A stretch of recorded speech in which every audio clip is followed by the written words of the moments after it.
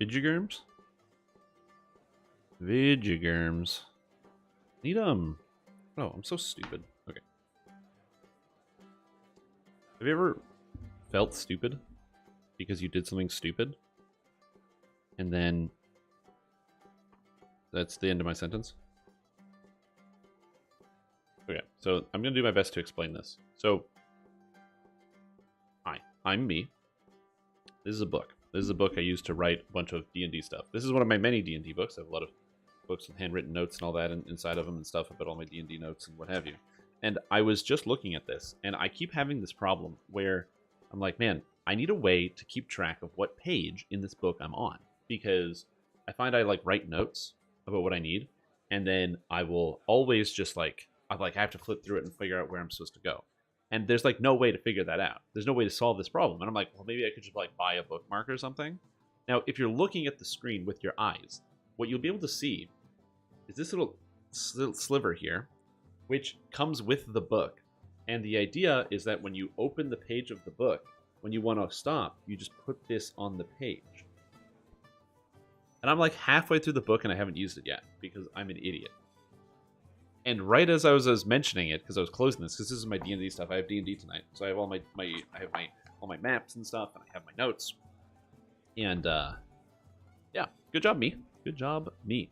I will say that getting back into in-person D&D has been very, very fun because handwritten notes and notebooks are just like kind of the greatest.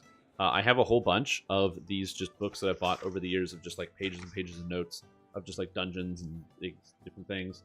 And being able to, one, look back at these is fun, but also it's just, you don't think about the amount of stuff that you do until you go back and you do it. Like you go back and look at it. So for me, going back and looking at like the books that I've basically books that I've written about D&D and returning to that and seeing the progress that I've done is really, really interesting. This is an obvious observation, I think, that most people can understand. That's why people take pictures and they do scrapbooks, or they, you look at your accomplishments over time. It's like when you start like a workout regimen. The idea is you just work on your workout regimen, and if you just take a before and after, you do your workout for like 6 months. You take it before, you do your workout for 6 months, you take it after. You can then see the progress because you have this giant change.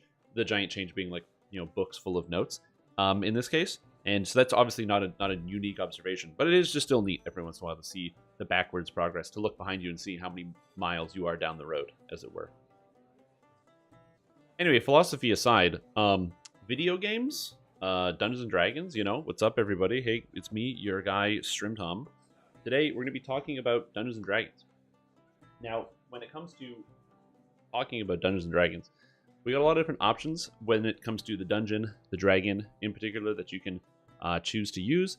But in this case, there is something that we need to discuss. And that is review. Because sometimes when you work on something, like this D&D stuff that I have here, like playing a video game, it requires review. It requires polish. Now, not everybody requires review for the things that they work on. Let's say you're just making yourself some chocolate chip cookies. You get a recipe, you make the cookies. Do you have to review them? Probably not. You might. Maybe if that's a craft that you partake in regularly, you might want to look back at it. But if it's your one time a year, but you can only throwing some cookies together, you're going to bake them. Of the horizon. Are we climbing big ass stairs instead for more backwards seeing? Oh, no, you have to go to Arizona or Saskatchewan, where you can just see forever backwards. It's entirely flat. The Earth becomes flat in those moments before returning back to the curvature. It's a well-known phenomenon. But like making cookies, if you're just a casual cookie maker, if you're somebody who just does it because it's like, oh, it's October, it's getting chilly, I'll make some chocolate chip. Well, in that case, you don't need to review it because it's just something you're physically eating. In fact, you might not be able to review it if you're like me and you eat half the cookie dough before it's even ready to be baked. But as a person who obsesses about these types of things sometimes and creates characters, sometimes it's important to review, for me, for games like Dungeons and Dragons. Dungeons and Dragons, of course, being Dungeons and Dragons Online, one of my favorite games. And also, give me the opportunity to review many different things. Now, one of the things to review in this case is old builds, going back and reviewing them. Now, a lot of my old builds are bad because they're out of date. And one of those such builds is, let's get rid of this one. So this is the Maverick Hunter, a guide to Melee Artificer. I updated it in 2021. However, unfortunately for me, while this guide has been updated with some of the new Epic Destiny stuff, well, they changed rune arms. They added the macro tech, and I feel like it's a good time to review and change up on some of my thoughts behind this character. And so, as a part of review, we will be reviewing the Melee Artificer in Modern Year. Look at that. I just slapped the rune arm on top of Mega Man, so he's got 2 hands. Wow. Editing. Oh my god, I'm amazed with past self. Now, as far as these points go, we're going to be doing a bit of a difference in terms of the point spending. I can't spend points like I'm a 28-point build, so we will be doing the 32-pointer. But I will be playing a 32-pointer on Hardcore, so we can get a good look as to how the character is going to perform in the future. So that's going to be the goal here. 32 points, Hardcore League, let's go. That's pretty much it. That's all I got. But before I do that, I should do some cleanup work here. Something I didn't do for quite a while. Let's go down here. Hey Strim, hey. You are supposed to use the accessories that come with the notebook to help you use the notebook to its fullest extent. Yep. Hope this helps, okay? Thanks. Also, when is the next Sunfest happening? The next Sunfest is happening in the future, and not in the past. It could go into the past. Also, yeah, we dinged because we went down. Guild level has increased to 93. That's a bit of a it's a bit of a misnomer there, I guess. I just need to make sure there's actually officers. Are there officers who are online? We have like only a few. That's a negative ding. Yep. We need a few more officers. Too many dead or done with League. League X in chat for officership, please. Gotta make some more officers. Got the old negative, the old slide back. All right, so people said we have Eri. Gonna get some officers here. Arai? Probably Arai. It's honestly, being an officer in this part of the league is really easy. There's no real race. Pretty much everybody is easily able to be promoted into here, which is pretty cool. Also, I just want to say, Horse and how we doing? Thank you so much for the bits. I appreciate that. You guys are very kind. So that's very kind of you. Arcana versus? Wait. He's not streaming. Is this Arcanaverse? What in the God's name? What? Also, Sith Kiss, thank you so much for getting your 2 subs. It's very kind of you. Welcome to Stream Team, Fire Eater, and Mistwalker. Very, very kind. Thank you, Sith Kiss. That's very generous of you, and I hope you're doing very well today. How to make Eldritch Blast good? That depends. What is good? What do you want to do with Eldritch Blast? Feed me to a cat? Well, you got promoted. Congratulations. Macrotech, congratulations. You're getting promoted. I'm looking for good names here. Die, sure. You get promoted. Cleopatra, I mean, she's like really important, so then you get promoted too. Who else gets promoted? One Pump Chump, great name, promotion. Who else is going in here? I think that's it. Turbo Death, that's a good name too. Yep. And one at random. Okay, my hand landed on Osbego. Congratulations, you're promoted as well. How long do I have to get my last 2 Reaper points? You have until February something. You have like 3 weeks left. It's like 3 weeks. I think it's like 22 days or 21 days. The days are in the 20s. Usable in endgame R7. I mean, you always can. The thing about Eldritch Blast is that Eldritch Blast is the least effective part of Warlock because it has no cost, right? So, what are the best parts about Warlock in the endgame? The answer to that question is Dragon Breath, Ruin, Greater Ruin, your Primal Avatar spell, and or Tonquin's Lightning Hammer, Eldritch Wave, Evard's Black Tentacles, Arcane Tempest. All of these things are better than your average Eldritch Blast, and so as a result, you won't... The Eldritch Blast is meant to be a filler. If you want to just hold down the click and not do anything other than holding down click, then your Warlock, you'll be able to play in Reaper 7. And you'll be able to help other people and be successful. Okay? But you're just not going to be the person carrying the group because somebody else is doing more than you are. That's the thing you have to remember about Warlock, is that the Eldritch Blast is more supplementary to what you can do in total. And now, that might sound weird, because Warlock is kind of synonymous with Eldritch Blast. You would think that that would be the main thing of Warlock. But remember, one of the big things about Warlock, if you look at like 5th edition... Also, thank you so much for the bit source, appreciate it. The thing you have to remember about Warlock, okay, and when it comes to Eldritch Blast, even in pen and paper, is Warlock's main thing is they get 2 spells that they can cast of their highest level every day. So the Warlock's Eldritch Blast is the filler. The impactful things are those 2 spells. When you cast Hunger of Hadar, or Evard's Black Tentacles, or some other Warlock spell I can't think of because I never played one. Whoa. Is that Strim I see? Also, what's up, Danik? Welcome back to the stream. Team Priest Support for 8 months. Hope you're having a fantastic day. Glad to have you here. What's up, Float? How you doing? Leo, how are you doing?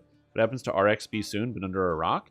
So Hardcore League is a temporary server. You can only play on Hardcore League for 2 months. When Hardcore League is over, you can't play anymore. However, for earning Reaper experience points in Hardcore League, when you get up to 400,000, you've completed all the goals. If you're trying to get to 400,000 Reaper XP before the end of Hardcore League, you have 20-ish days, 21 or 22 days.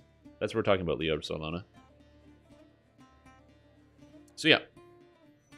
Anyways, that's the idea. What was I talking about? Something? I don't know. All right. Back to work. Oh, you want me to make Wolfus Koboldus? I have to go back anyway, so it's fine. So, I'm gonna go here. Path of Exile is what I can't quit. Yeah, true. True. Big true. Good character name. Alright, we're gonna make a new character. Let's go. Specialist.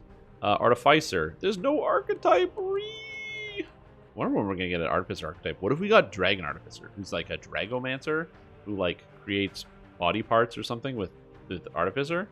That'd be so cool. Rando build time? No. Thank you for asking. Okay, so we need these stats here. And then I guess I put the rest in the Constitution because you don't need Wisdom, you don't need Charisma. So we can do like 14, 14, 14, 18. If you happen to be a First Life player or somebody who only has 28-point build, you would start with a 10 Constitution most likely. Which sounds bad, but you get a lot of health in Heroics. And Artificer is relatively tinky in general, which should help out quite a bit. Now, as far as skills go, we want Civ Device. We want Open Lock. Crayon. Crayon? What about Crayon? Alright, using a pistol archetype? Yeah, they could do some type of, like, gangplank adjacent character, probably, if they really wanted to. I don't see them doing that, but they could. Do you need balance? So, I'm wondering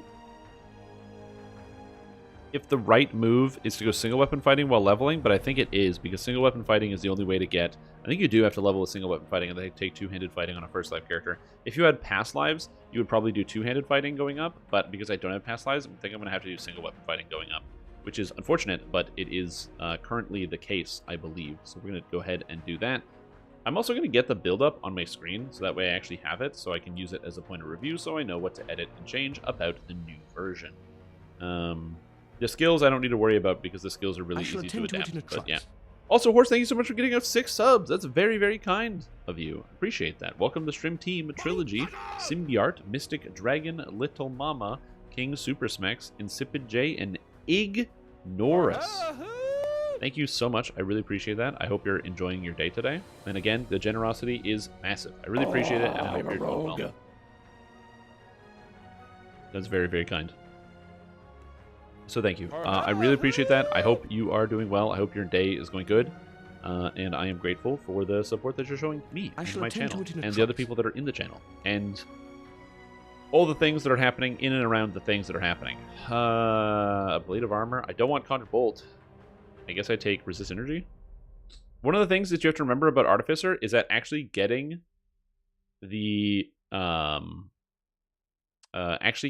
character to have the right... Is this kind of too dark? Yeah, that's good. Eye color is green. Whoa, what was I talking about? Something? I just joined. Question: 20 artificer build a multiclass. Is 20 artificer? There's no reason to multiclass. I guess there is a reason to multiclass now because you don't have to go pure. I'd have to figure out why I would want to multiclass. It's honestly a great question because the capstone of the artificer tree of battle engineer is no longer as good. So we'll take a look at that in game. That you used to have to take pure so you could get the crit multi. The crit multi is now at level 12. So there is a world where you can multiclass, and it might make it a little bit better. So we're going to take a look into that. This character is meant to be a melee. So we're going to be investigating that as we go. Some people are going to ask, because they might have seen it, you might say, okay, well, if you're going to be doing a build like this, are you going to be using a lot of Vistani Knife Fighter? And the answer is no, we're not going to be using a lot of Vistani Knife Fighter because I don't plan on the plan is to use a two-handed weapon, and so I'm not, a hand-and-half weapon, basically. And so I don't want to do that. So we're going to go with Mega Man X, which should be good. And this should fit, no problem. There we go. Look at that. I like how it just fits. You don't even have to do anything. But yeah, you could use Vistani if you wanted. You could go with the dagger user. There is a build like that already on the forums of somebody using Vistani Knife Fighter here to get the most power to their build because this tree is just better than this tree. But the goal is to make a character that functionally uses the rune arms effectively, and this tree kind of assists with that, especially given stuff like while wearing a rune arm and all these extra bonuses, and it feels more thematic. So yeah. Would adding one level to a barbarian help anything? Well, so again, it's not about helping, right? So this is kind of like the trap that people fall into when they multiclass, is they think about what can I get from multiclassing and not what do I lose. Which is also really, really important. You have to imagine what it is you lose first. Because if you don't understand the value proposition, you're going to be making a lot of mistakes when it comes to multiclassing. So if I say, I'm going to be multiclassing, well, I'm going to be losing this point. So whatever I take or whatever I get needs to either give me some type of utility I couldn't get before, or something that will replace this on its own. So what exactly does this do? This gives 4 intelligence and +1 to hit. So this is basically +3 to hit and damage. Can I get better than +3 to hit and damage by multiclassing? Yeah, you can. This ability is pretty bad now. Now, granted, it's not the worst. Getting +4 intelligence is not terrible, but, there are better things. The next question is, okay, well, what else can I get? Well, then there's infused armor here. Well, what does infused armor here do? It's 15 physical and magical resistance rating. That's not too bad for a character like this. So, infused weapons is something I'm much more tempted to keep, because this character can actually get this, on top of, actually, it gives 5 physical resistance rating, and 15 physical, so it's 20 physical resistance rating, 15 magical resistance rating, more armor class, and more spell power. So this is probably pretty good. So I like infused armor. We're going to keep infused weapons here for the crit multi, but the capstone's probably something you can drop. So multiclassing is certainly an option, depending on what it is you want to take. Now, you could put in Fighter, which allows you to skip the Vistani tree entirely. You could put in Rogue, if you wanted to get like 2 levels of Rogue to get Evasion, as well as picking up extra Imbue dice for the Imbue Thundershock Imbue. There's a lot of different options, and that's actually a great question, something to look at for sure. That's something to do. Also, what's up, Mr. Jobhaver? How are you doing? Mr. Moving to another city to acquire job? How's it going? How are you hanging? How's it doing? Yeah, so 2-handed weapon. So there's a weapon in the game called a hand-and-a-half weapon. So if you go into the in the enhancements under Battle Engineer, okay, there's a category called hand-and-a-half weapons. Hand-and-a-half weapons are weapons that are so big that they act like 2-handed weapons, but they only require 1 hand to use. Those 2 hands are Bastard Sword and Dwarven War Axe. So with a Bastard Sword and a Dwarven War Axe, you don't actually have to, you get the benefits of 2-handed fighting, but you can have a 1-handed weapon with these 2. So that way, you don't have to worry about it as much, so it's not too bad.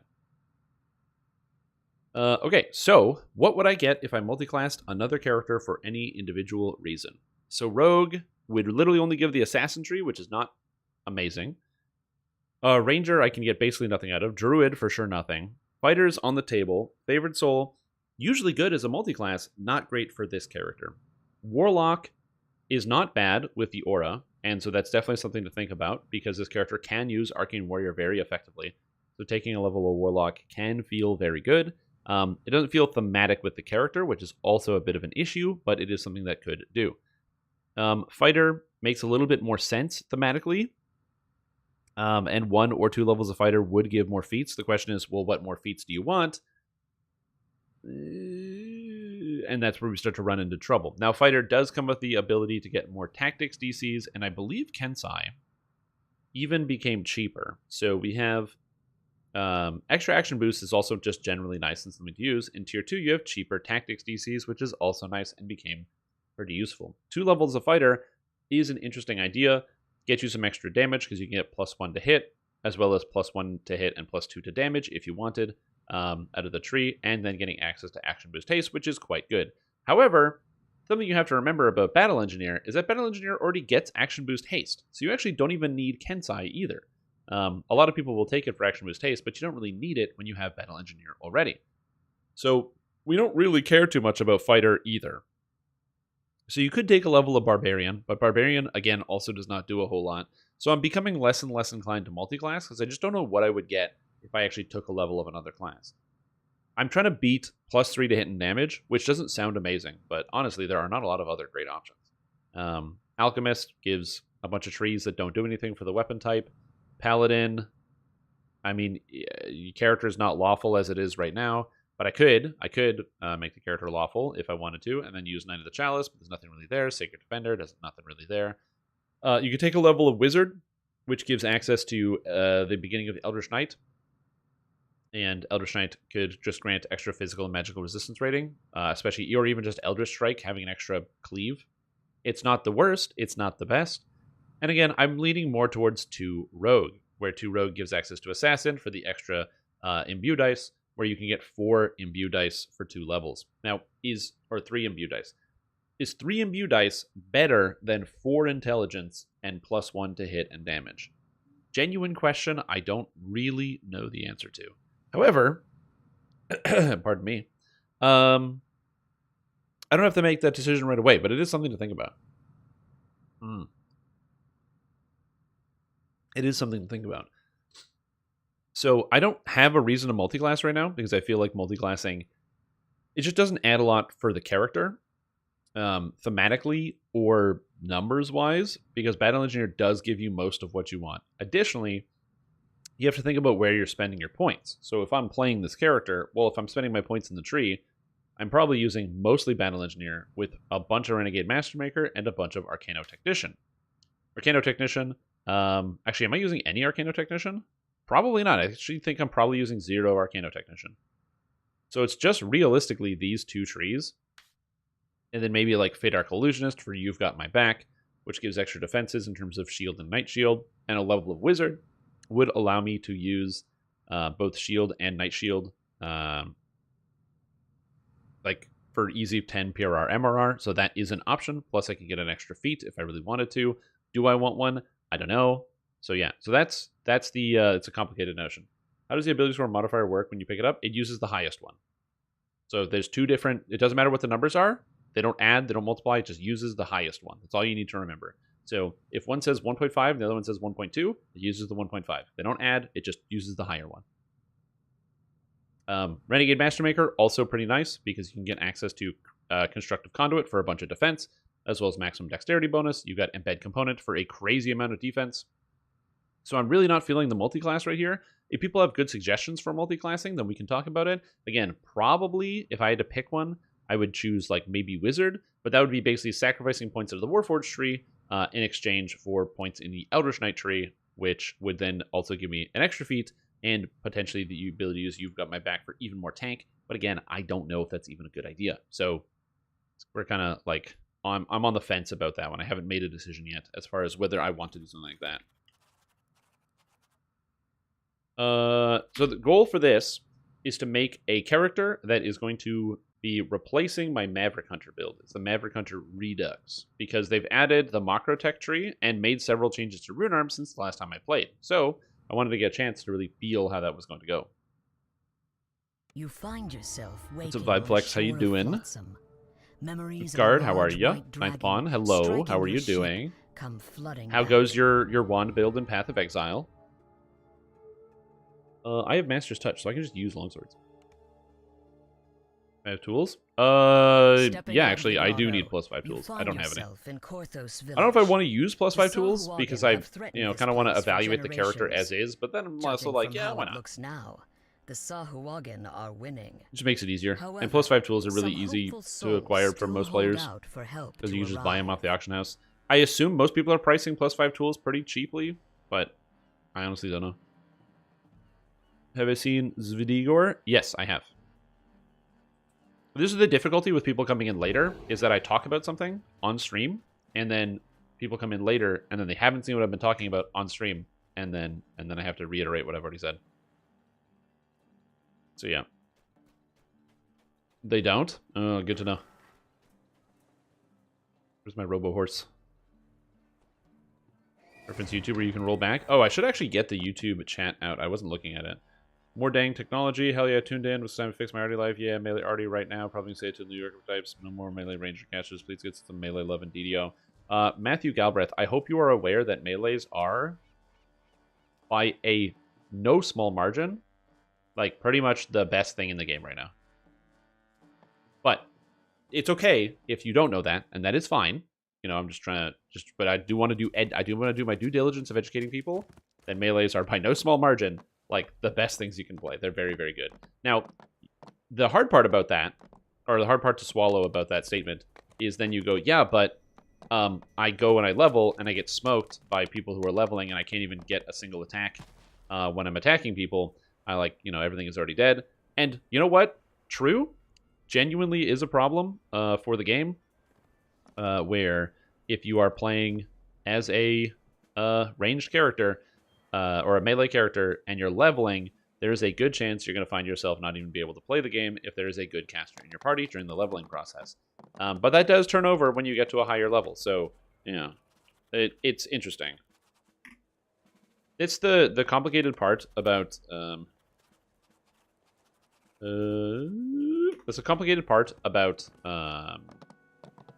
discussing character balance and stuff, especially in a game with as many varieties in terms of difficulties, level ranges, level bands, player skill, equipment, and all these other things. And especially since it is a multiplayer game and a collaborative game at that, is that, some percentage of the player base is going to have a problem that some other percentage of the player base literally can't have, either due to separation between just the types of playstyles that exist and the types of content that they do, which is a whole problem in and of itself. How do you solve that problem? I don't know. But yeah. Frustrating and satisfying at the same time. Yeah, so obviously this is, my bias coming through. For me, this has been the best Path of Exile League I've ever played, and I'm having so much fun. Yeah. I didn't actually play any Path of Exile yesterday, though, which is nice. I took a bit of a break from doing that because I was doing too many things, and I needed some mental quiet. I guess I can wear this. I don't need that. I guess I can wear this. I don't need this. I don't need this. I don't need this. I don't need this. I'm probably never summoning the dog. Yeah, being rich is really fun. Favorite breakfast food? Hash browns. Easy. Is potatoes. Oh no, and that's what I said. It's the nature of I'm not trying to attack the statement. It's more so a it's a difference of like where the things come out. So as I said, especially if you play a lot in Arganessen and you're doing some of like the R10 groups that are out there, so like the hardest content in the game, it's like all melees. Now, to be fair, Arganessen has always been a very melee-centric server, so if you go there, you're going to find a lot of people playing melee all the time. I don't know what's up with the people on Arganessen's brains. We all just play melee. We love playing melee. We got lots of melee. But yeah, it's a notion there. Coffer, patron, warrior, mechanized coffer. Yeah, give me the armor, and give me the helmet, and give me the cloak, and give me the aura. I need a weapon that I can cosmetic to use the aura with, because it does look cool, but I don't know how to do that. So we'll see. Hey, what's up, Cozy Bean? How are you? I am good. I am doing well. Thank you for the well wishes. The problem with the wolf and the dog is that they hit for like 3 damage at strike, which as a character with no ship buffs, I do more damage, so I'm not going to use them. You know why there's somebody passionate about Monk when it's the third least played class, aka Monk Pass? Because conceptually, Monk is very cool, and the idea of having a character that uses combos in a game like Dungeons & Dragons Online is awesome. The fact that the combos don't work is just disappointing for many.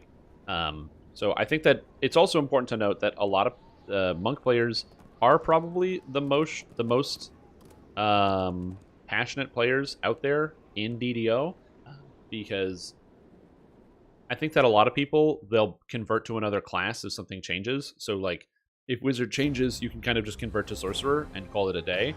But if Monk changes, you can't go to another class with a similar playstyle. That's not true, you definitely can, but it's harder to do. Oh, thanks. Thanks, Raji. Appreciate it. Where'd you go? Oh, I posted a video. I was just super depressed. I have severe depression, so sometimes it just like destroys my sense of self. And I needed some time to undo that. So yeah.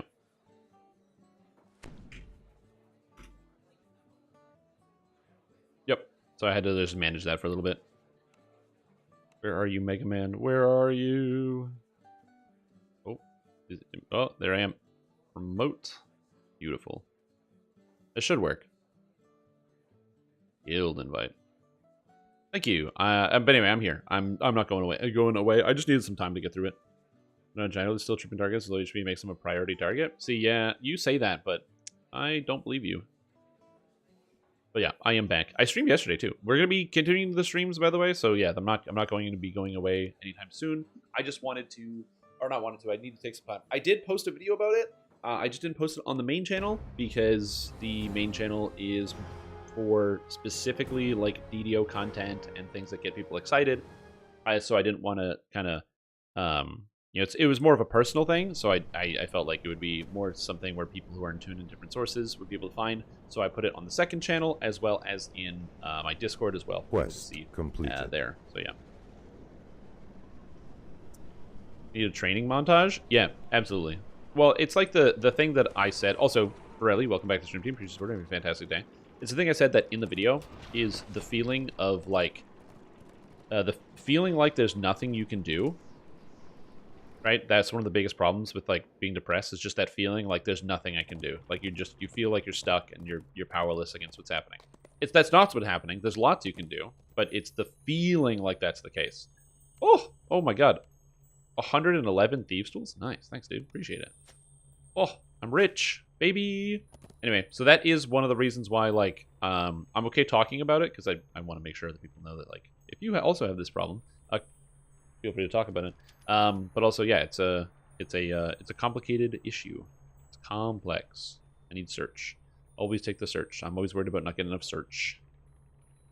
Yeah, because it's easy to like mentally go through it and say like, okay, this is what I need to do to solve this problem. This is how I solve this problem. This is what you do. There's like, you know, if you've done, ever been in these situations before, you'll have exercises, mental and physical.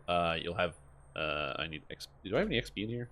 I have 4,000 XP. I have XP on my other character. You go through all your mental and physical exercises. You have lots of tools to solve your problem.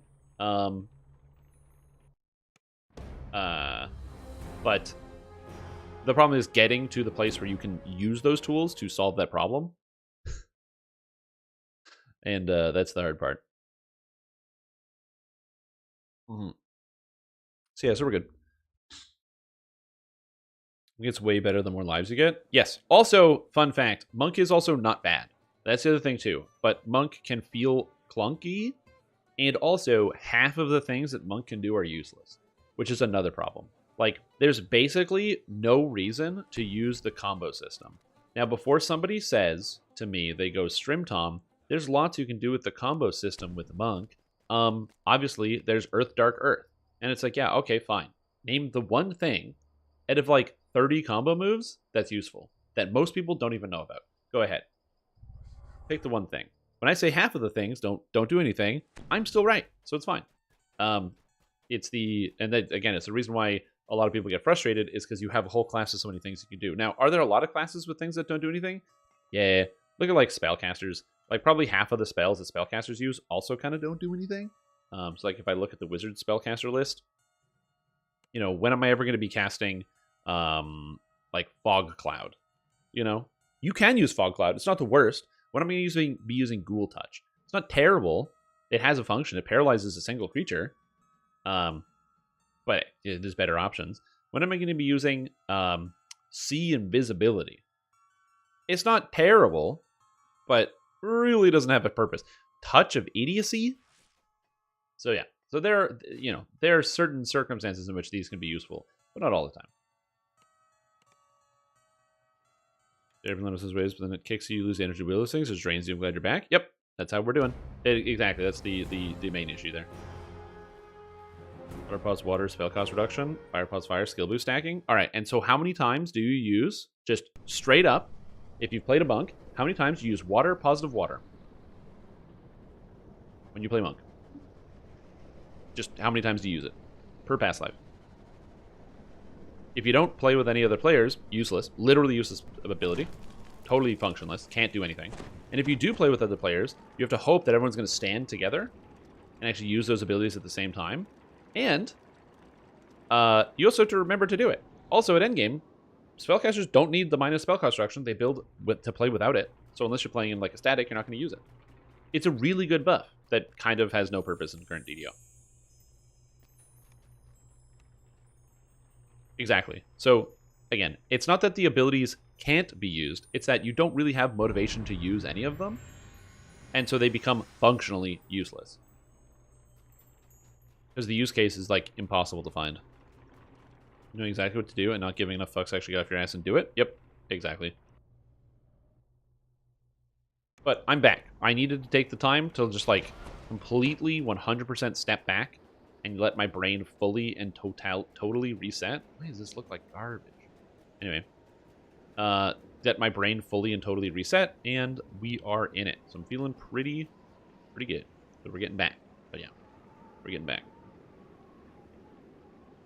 But you know what? You know what? Here, because people are arguing against me, let's do it. What is the name of air? And what does it do? Don't Google it. What's that? You don't know? Great question.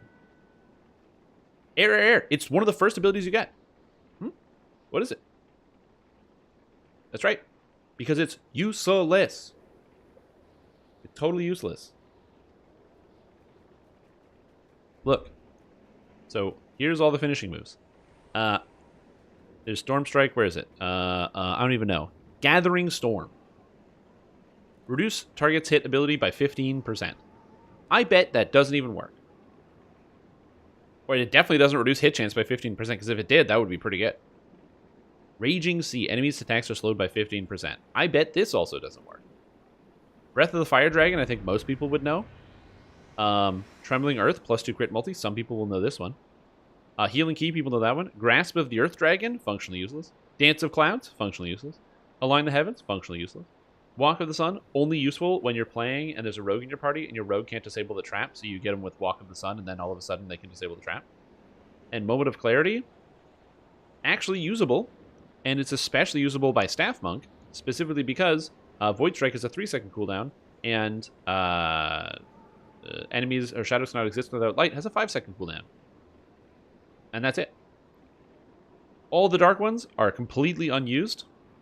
The only one that is kind of useful is Pain Touch, which causes nausea, and you can use it on Reapers. Outside of that, the rest of these are entirely useless. And most people don't even know Shining Star exists. So, again, they're here. Grasp of the Dragon was VIP when tanking TOD. True. I wish we were 15 years ago.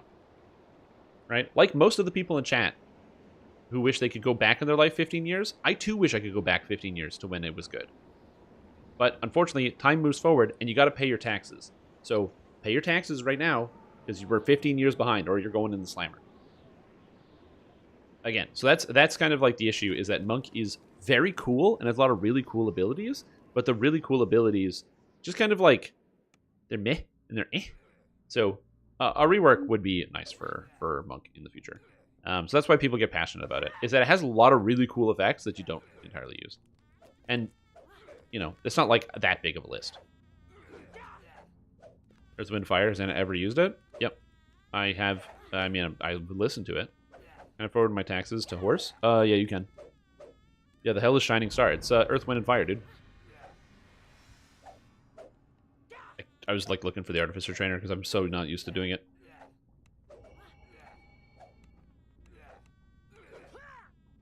But yeah.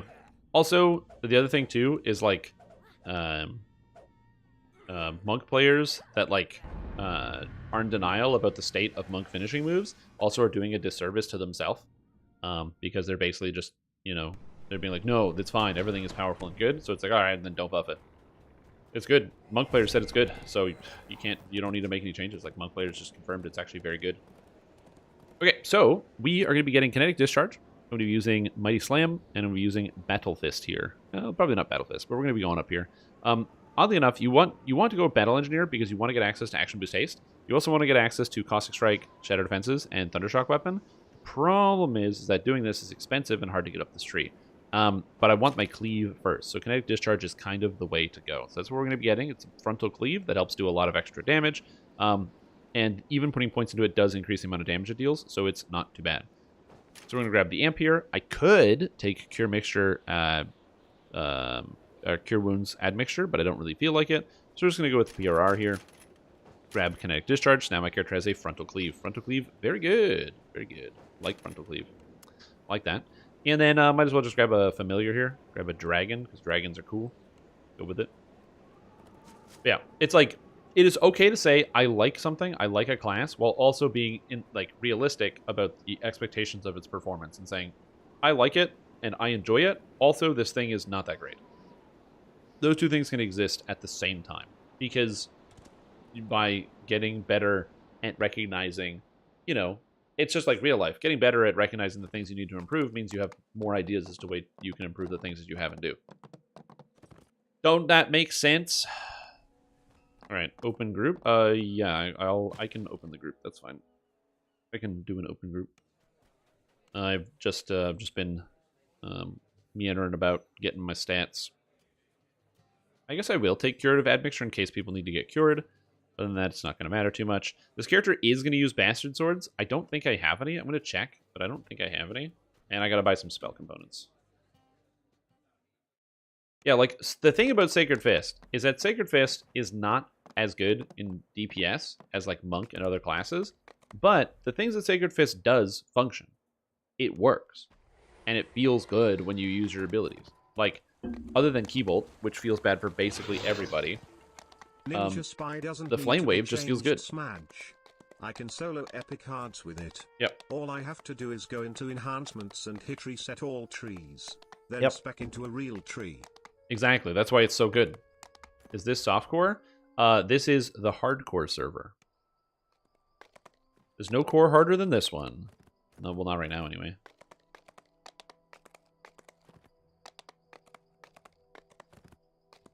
Yeah, baby core. That is correct. Give me my reagents. Artificer spell components. Okay, I gotta buy all my components. I like just buying them all ahead of time so I don't have to think about it during the leveling process. I don't know if other people also do this, but it's like part of my TR prep process. Oh, I gotta get money? Crap. Did I finish the D2 story yesterday? No, I did not. I went to bed after finishing that mission. It was like 1 in the morning, and I was tired, so I went to bed, and I'll be finishing it later. Bit by bit and piece by piece.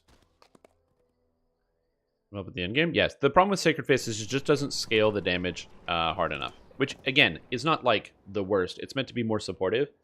Could they buff Sacred Fist? Absolutely. They could just shove in a little bit more damage. Pretty much, honestly, if you just gave Sacred Fist the trance, then Sacred Fist would probably be fine, if I'm being honest. Like, that's really all it needs, is the melee trance, the get charisma, or Divine Might, where you get to double dip on your charisma. If they added that, then yeah, it would be good. But outside of that, I don't know what else you'd do with Sacred Fist, because thematically it fits, and also on Hardcore League, Sacred Fist is quite good as well. The main issue, and as pointed out by Tyrbior, is that Sacred Fist does have mad multi-ability score dependency. You need dexterity and constitution and wisdom and charisma. You could also argue you need strength for the early game to do damage to hit stuff until you get to level 6.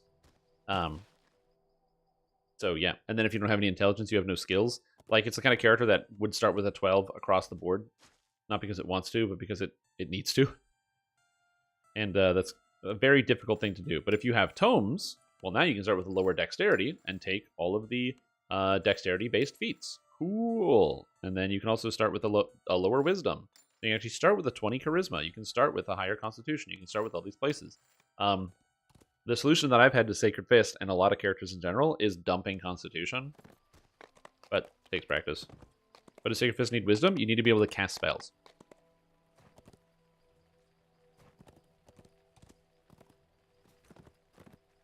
Monk is good as Paladin. I mean, you can do that. Just Monk takes practice as well. Like, Monk is also a little bit more complicated than Paladin.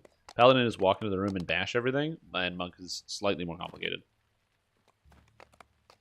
But gear. So,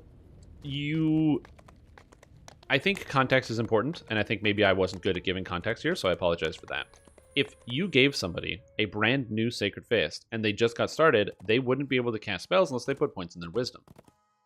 So the main issue is that, yes, you can gear around having it, which is a solvable problem.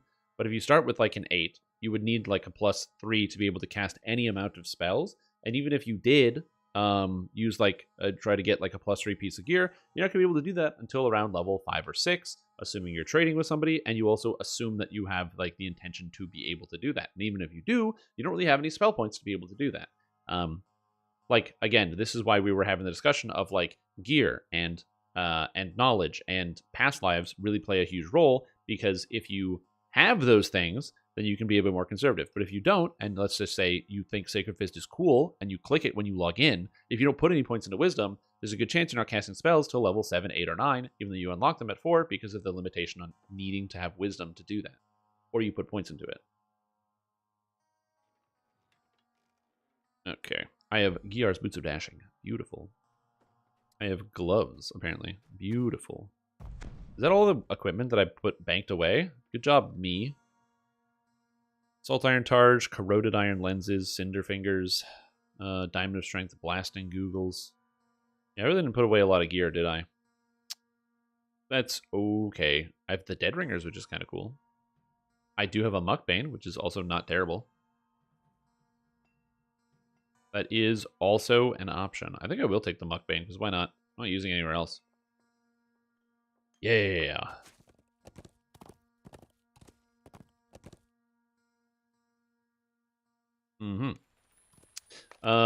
Anyway, so yeah. So that's kind of like the kind of multi-ability score dependency problem.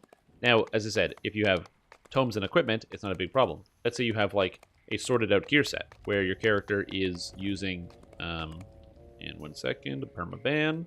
All right. So if you're using a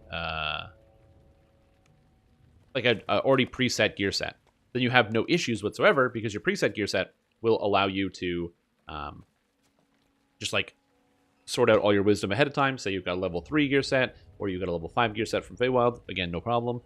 I'm mostly concerned about the early scale multi-ability score dependency, and how if you don't have those things pre-set up, you are going to run into issues. Like, yeah, you can solve some of the issue of the Dex, Charisma, Constitution split by just having a wisdom item, but then you just have to have a wisdom item, which is not a difficult thing to accomplish for you. It's not a difficult thing to accomplish for me, but it is difficult to accomplish for somebody who is unfamiliar with the game in general.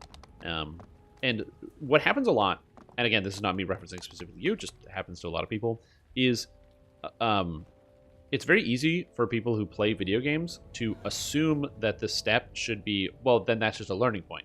You learn that this is what you need, you make that mistake, and then you try to figure it out and you work at it from there. You go like, oh, I need to do this thing, and you're kind of delayed. You kind of run into that hurdle.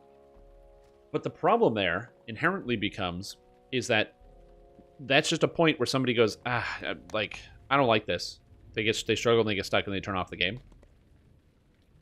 And so that's you know, from my perspective, when I think about these types of issues where somebody runs into a problem and they really realize they've stopped having fun and so they don't want to play anymore, like that's like an issue. I think about that. So yeah, it's an interesting problem. Hopefully, and I don't really know what the solution is. I mean, you have somebody right here who's this person, Sacred Fist Rogue, who's doing something. Or Sacred Fistin', but yeah. You stop playing? Yeah, exactly. Okay, I will open up a group for a very short period of time. Worthus Elite. And we're gonna go here, and we're gonna go here, and Kenneth Crystal? Yeah, why not? She has to minimize pain points. Yeah, you have to minimize pain points. It's really important.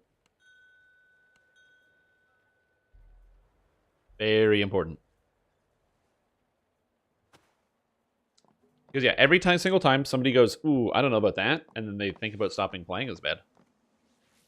And again, that's why multi-ability sword dependency is one of those complicated things that is not really well explained to you either, unless you do like a lot of reading, so it becomes more complicated. Good review with new gear? Nice. Sounds good. Turning in coins? Rip. Well, there's always next year. The coins don't expire, so you can do it again in the future. Alright, and down.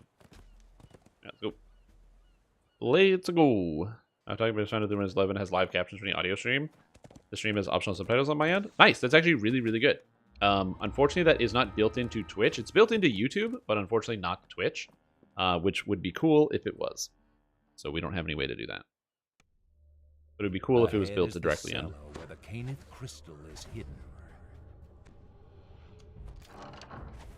Here we go. So now I have Master's Touch, so I'm actually proficient with this Ember Longsword.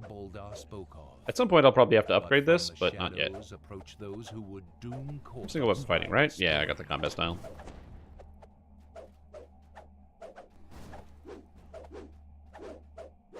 Did you just have to make their own algorithm or something? Yeah, it's not really a surprise. Wait, why would it be Google's auto-captioning? Windows is owned by Microsoft. Are they, like, teaming up? There's no OBS plugin. It's a hassle to set up. It's not so much that it's a hassle to set up. It has the same problem of accessibility of a lot of things, which is literally accessibility. So, what I mean by that is just take an easy example of something in terms of accessibility, like the plugin. So the plugin you're talking about exists. The way it works is that I have to have the plugin, and you have to have the plugin. And then the plugins will talk to each other. So the barrier to entry is you have to have preliminary knowledge that something like that even exists. So even if I have it installed, you still won't have access to it unless you already know it exists. Which isn't an excuse like not to use something just because like you need that preliminary knowledge. But it's like it shows the kind of the barriers to entry of something like that, of like it requires two parties to engage, which makes it so much harder to get out there versus something automatic like on YouTube where it has the closed captioning. Or even hell, have you ever watched a YouTube video and accidentally just slammed your keyboard and you hit any letter key and then it comes up with the closed captioning because it's that easy to pop it up? That's where the tools lie, in accessibility, ease of use. Would it be nice if Twitch had that built in? Yeah, it would. One intelligence hit and damage. Oh no, I don't have the tumble thing. Oh no, I didn't turn it on. And also, if you're like, Shrimp Tom, how come you're not really doing a whole lot? I don't know. Yeah, it is a good plugin and a good tool, but it's one of those like everybody has to know. Like it's sort of how a lot of people assume that everybody uses an ad blocker. Because they're like, yeah, everybody's got to use an ad blocker because everybody does it. But it's like, but an ad blocker only works if you know that you can use an ad blocker. And there's lots of people that don't know you can use an ad blocker. Just like the thoughts never occurred to them. The list of people that don't know you can use an ad blocker extends very heavily to the list of people that currently have an active subscription to cable television. Man, I wish I could do something about all these ads on this cable TV. And then they go on YouTube and they watch some advertisements. To be the main storeroom. It seems the villagers are being prepared. Also, A large silver yeah, key there's not a falls discussion of like, to the you know, right. ad blockers in general. Just it was just a reference to like Emerges from a hidden passage. how do you get access to a piece of knowledge or a thing. Messy black scrolls fall into devourer hands. Tumbling. I don't know. I spend some amount of time thinking about the future implications of some of these things, and oh, whoopsie! I gotta turn loot off. Very exciting. And accessibility is like an important thought process because people oftentimes think of accessibility in terms of like, is the tool available to make it easier for you to see something, or like for you to do something, or easier for anyone to do anything? But then it's also about how accessible is also that tool. It's like the layers that go beneath. So an easy example would be, I was playing Guild Wars 2, and I literally couldn't see anything because there's so much shit on the ground. It's probably my biggest complaint about the game is that if there's like more than one person next to you, you have no way as like somebody who's not an expert with the video game of intuiting what is dangerous and what isn't. They don't use fine colors for anything. So what I mean by that is I'm going to use a game like Elder Scrolls Online. In the video game Elder Scrolls, also welcome back to Soul Preachers. We're going to be glad to be here. In the video game Elder Scrolls Online, when you start playing the game, you'll notice that if a bad ground effect, something you have to dodge, it'll be colored red. And a good ground effect, something like an ally puts a circle on the ground that heals you when you stand in it, is colored green. It's very obvious, and it's easy to understand what does what, because the green is good and the red is bad. So you get coded into doing that, right? So your brain can automatically make those intentions, because that's all over the place. When you drive your car, green on the traffic light means go, red means stop. It's very simple coding that's used in a lot of different places, and so it's easy to understand, even if they just use two definite colors. In Guild Wars 2, the colors of the ground effects are representative of the characters that use them. And so the color of your circles is either representative of the class that you're playing, for some classes will drop circles or different ground effects that have certain colors, or the abilities themselves, like a fire effect being a certain color. So as a result, if you're a newer player, like I'm not an expert at the game, there's no way to intuit whether something is dangerous or not. When you look at the ground, you just see a bunch of different marked off areas, and you just have to put your hands down and say, I don't know exactly what is happening. I hope I don't die. And you just kind of watch it. And so, which is not great. But it becomes an even bigger problem when a lot of these circles are faded, colored red or green, and the ground is usually brown. Because as somebody who's colorblind, it's very difficult to see. And unfortunately for me, Guild Wars 2 is not a video game that has any sort of color blindness settings in the video game. It's disappointing to me to see that. I hope every video game can add in color blindness settings. I think it's a good idea for accessibility. Dungeons & Dragons Online also doesn't have any color blindness settings in it, but they do use a bit more stark contrasting colors sometimes, although not always. But it's also an older game, and older products I would definitely give a pass. Guild Wars 2, coming out in modern times, disappointing that they have no accessibility options for people who are colorblind. It's very, very difficult to see pretty much anything. However, something I learned later is that NVIDIA actually has built-in color blindness settings. So I can load up NVIDIA's software, and I can get an overlay from my screen that allows me to actually see what is going on, because the developers of the video game didn't think it pertinent to have accessibility as a feature. And learning about that is really cool. It allows me, as somebody who, again, can't really see that sort of stuff in general, to be able to have this extra tool to be able to see what's happening on the ground. However, I learned this way later into my experience playing the game, after I'd already been frustrated of not being able to see anything and having to Google to find a solution to this problem. Because the settings aren't intuitive or easy to understand, because the computer doesn't know that I'm colorblind, and it wouldn't make any sense to show that option to every single person that turns on their computer. It's even possible that maybe the NVIDIA software at some point literally asked me if I was colorblind, or at some point in the installation process, and maybe I didn't see it or didn't notice or missed the setting. But either way, it's a good feature, but the issue that it runs into is that unless you know it's there, you don't even know the feature exists. And so Googling it, fortunately, wasn't that hard, but it was like that extra step. Whereas before I was just defeated and thinking to myself, oh, I just can't really play Guild Wars in any type of like major setting because there's no way for me to intuit what is dangerous and what isn't dangerous, because I can't see it physically with my eyes because the developers didn't think it pertinent to have that type of option be in the game. So those types of accessibility features, again, they're great, and having good accessibility features is good. But again, sometimes even with good accessibility, you still don't have like the tools. You need the accessibility to be accessible. It's a weird thing to think about, but yeah.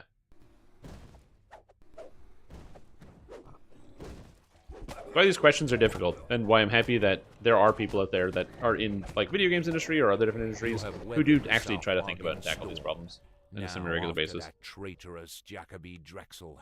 But yeah, did you hear Guild Wars 2? I was specifically talking about how Guild Wars 2 is pretty bad for not offering any accessibility features for a modern title made like within the past 10 years. Actually, I think it came out in 2013-ish, so I guess it's not within the past 10 years. So, but still. I had this complaint in 2022.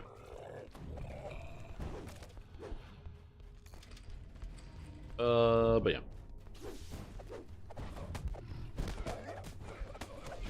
As blockers and as blockers gotta tell you. Yep.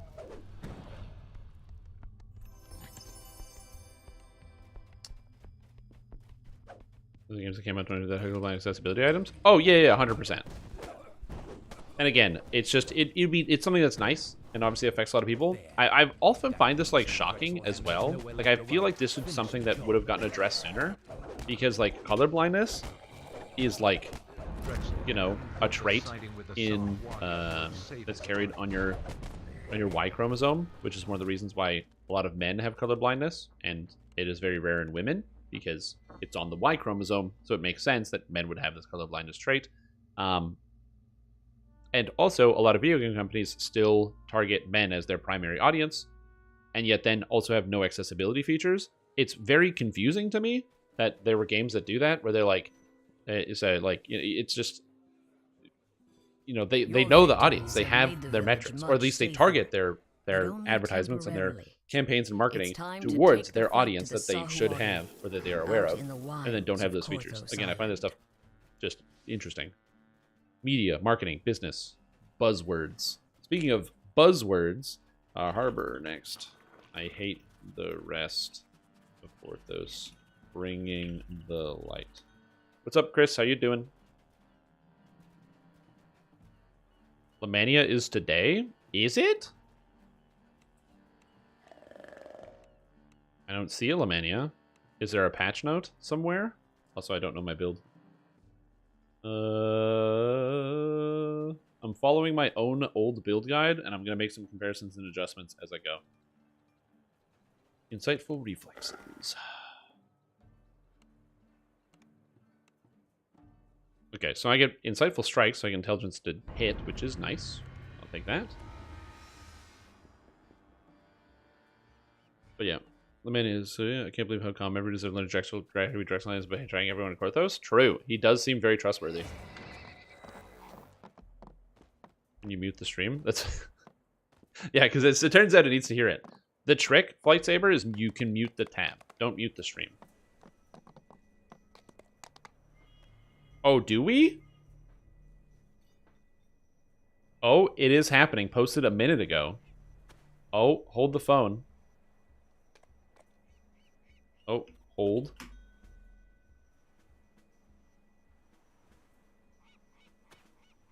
Hold the phone. Okay, no quests. All right, hold on. Hold the phone. Hold the phone. Sorry, gotta go. Bye, bye, bye. See you later. We have Lamania to look at. And not just any Lamania to look at. Where's my link? Yeah, whatever. Update 66 preview. Tooltip overhaul. Update 66 preview. Dragon Lord Fighter Archetype. AoE ranged attacks. And Epic Destiny refresh. We're going to be eating good. Dragon Lord Fighter?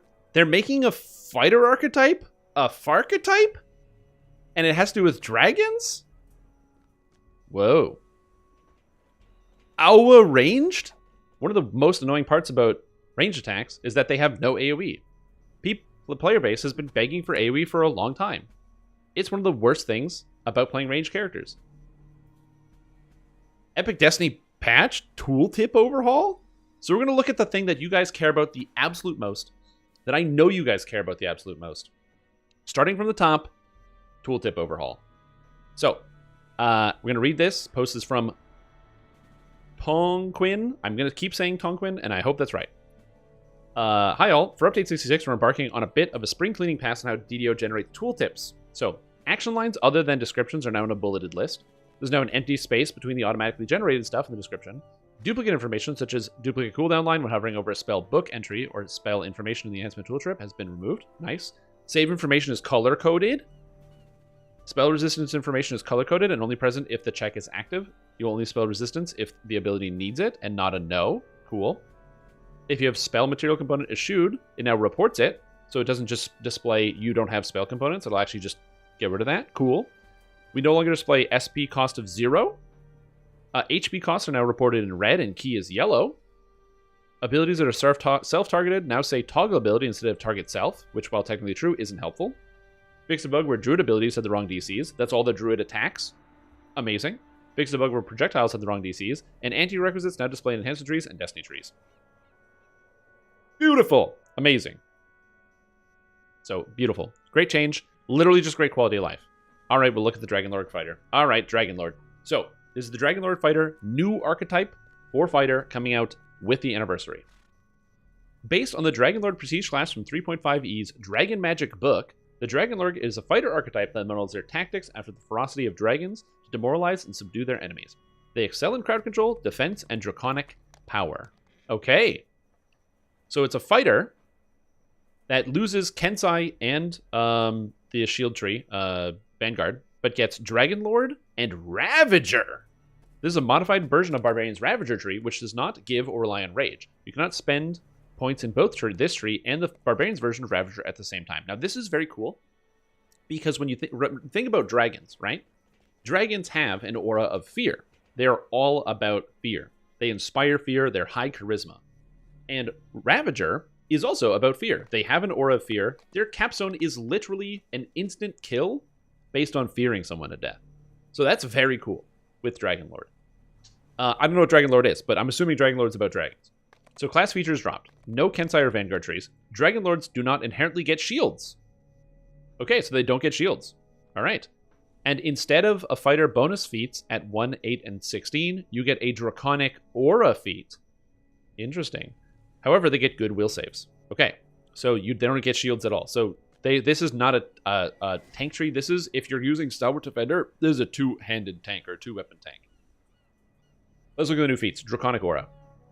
At levels 1, 8, and 16, Dragon Lords select a Draconic Aura feat. You select one basic aura at 1, a secondary aura at 8, and a tertiary aura at 16. These auras run constantly and simultaneously, and you can swap them out at Fred.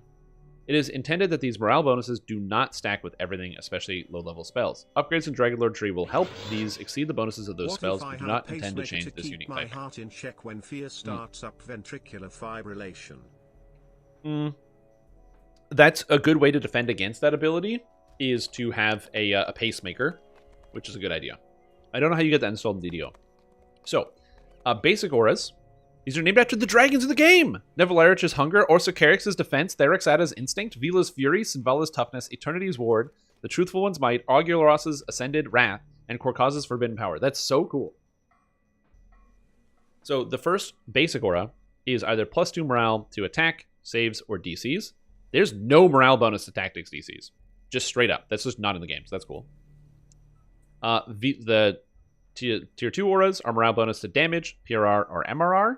Morale to damage is actually only in one effect in the whole game, and that is from Good Hope. So that's interesting that this is here. And tertiary aura, morale bonus to melee power, range power, or spell power. Very cool. And then the Ravager tree. This tree is identical to Barbarian Ravager tree with the following exceptions. All abilities that scale with the Barbarian level instead scale with the Dragon Lord level. So that makes sense. Core Furious Rage does not require you to be raging. That makes sense. Core 5, Subsiding Fury. Instead of triggering on Barbarian Rage, this now triggers on using Second Wind, which also makes sense. Where basically, Subsiding Fury is when you use Barbarian Rage, you get free Fury stacks. And instead, this just does it when you use Second Wind. And Visage of Terror. Instead of requiring 1 Rage, this does not have any charges, but has a longer cooldown. So 36 seconds versus 30. 36-second instant kill, no cost. Barbarian Power Tech is renamed to not say Barbarian, and Hardy Rage is replaced with extra action boosts. Very cool. All right, let's look at the cores. Core 1, you get +1. Oh, for each... Wait, pick a Draconic Soul. Oh, you get 1 Tactics CCs. I guess you don't get +1 on everything, but yeah. Pick a Dragon type. Cool. Core 2, Draconic Arms. Gain an Imbue toggle that deals damage of the Dragon type, and it's 200%, just like Paladin. Ooh, fighter with an Imbue. Very cool. And passive, the bonus of all your auras increases by 1. Ooh, that's really good. Because now that's +2 to +3 tactics DCs or +3 to all saves. Kind of sick, actually. Reckless Devotion. So level 6. Target ally gains a morale bonus to crit confirmation and critical damage equal to 1 + 1/4 of your Dragonlord level for 20 seconds. So you give somebody else 1/4 is 5, so this is +6 crit damage. It's not amazing, but it's fine. But passive, 5 melee range power and Imbue dice, and oh, that's a good passive. Oh, that's a really good passive. That's really bad? No, it's not. It's literally +6 crit damage. Like that's good. It's not something you're going to be using all the time, but that is a good amount of extra damage. Consider how like the combination of this with fast attacking classes, dual wielders who don't get that much base damage, or throwers especially who don't get that much base damage. Very, very good. Conquered Command. When you use Reckless Devotion, the power of your Draconic Command grants that ally the effects of the Panacea spell, curing many afflictions and healing that ally for a bunch of health. Oh, so not only do you give it's a heal and a cure and it gives damage. Very cool. And then also gives you Imbue die and increases scaling. Core 5. Dragon's Defense. While you have any Draconic Aura active, you and nearby allies have +3 morale bonus to resistance. Cool. And 5% morale bonus to absorption of any element of your Draconic Soul.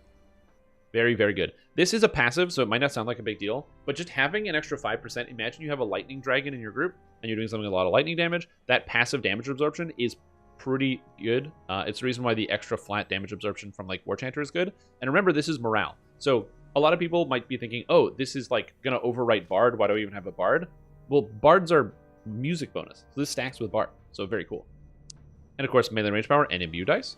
And Sundered Soul. Target sundered enemy, so this is Sunder apparently, must make a will saving throw or have their soul sundered, killing them instantly. If an enemy is killed by this, nearby enemies have a chance to be cowered for 6 seconds with no save. Strength, Charisma, melee power, Imbue dice, and a bonus of all your Draconic auras increases by 2.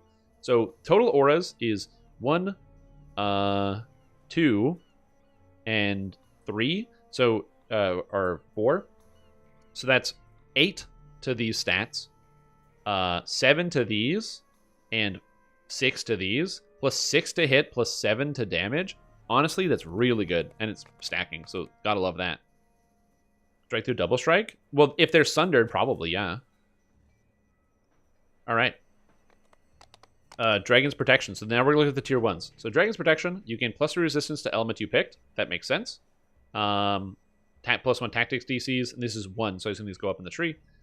Will saves, skills, and then multi-selector. You either, oh, look at that. Double strike, double shot, strike through, or def strikes. 6 double strike on tier 1?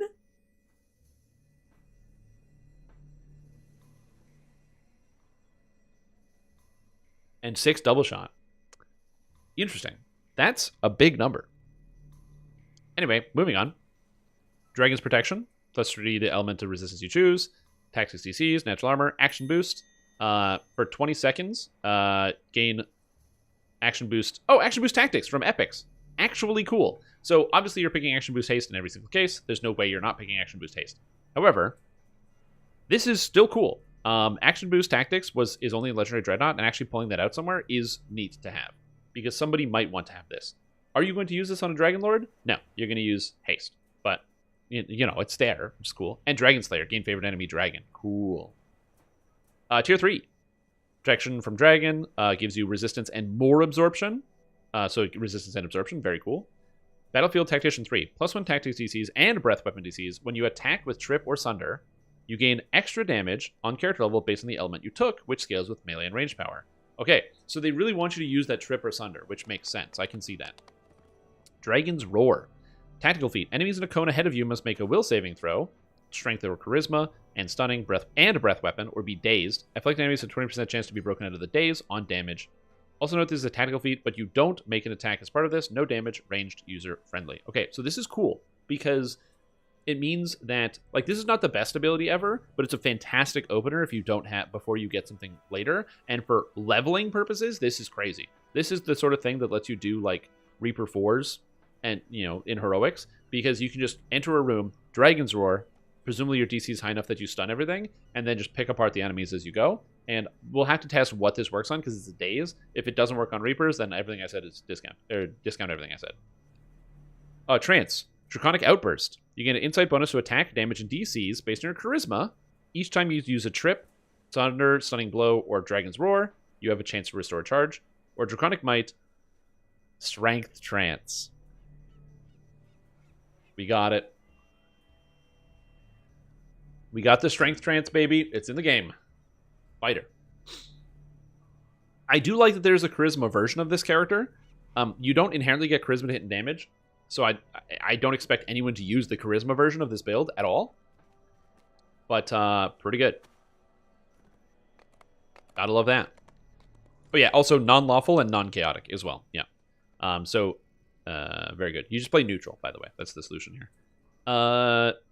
Dragon's Protection 4. You gain +3 resistance and absorption to the element you selected. Sure. Tactician. If you sunder a target under the effect, sunder a target under the effects of Trip, they take extra damage. So this is the combo here. Unquenchable Soul. You have displacement, giving your opponents 25% chance to do concealment. They should change this word. They should just say you have 25% chance to miss due to concealment. That's fine. And lead the charge. This is just charge. This is shield charge, but it works with any weapon. So that's fine. No problem here. Very cool. And tier 5, Soul Scales. 15 PRR, or sorry, 15 MRR, 25% hit points, and a 5% chance to ignore the damage of an element you selected. Cool.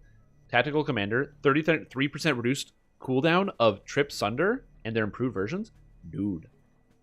You get an 8-second improved Trip with a two-handed weapon. Improved Trip lasts for a minute.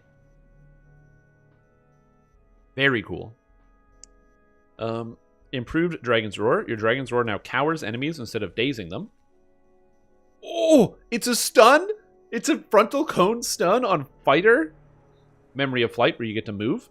On top of that, which is just a dash. When you use Memory of Flight, this version of Dragon's Warn, you gain action boost bonus to movement speed. Cool. And Conqueror, +2 crit multi with all weapons. And Past Life. If you're a Dragon Lord in your past life, others find you strangely compelling when you speak or take the battlefield. Each time you acquire this feat, gain +1 damage with melee weapons and +1 breath DCs. This can stack up to 3 times. I'm not gonna lie. Dragon Lord looks good. Dragon Lord looks really good. So to give you the quick summary, when you pick a Dragon Lord, you can use the Dragon Lord and the Ravager tree. Okay? And you also had to have access to an Imbue and a Dragon theme. It's all melee power. It has tactics bonuses built in, so you're encouraged to actually use your tactical abilities. It's got lots of stuns, trips, and all that stuff, which is cool. It's got a trance.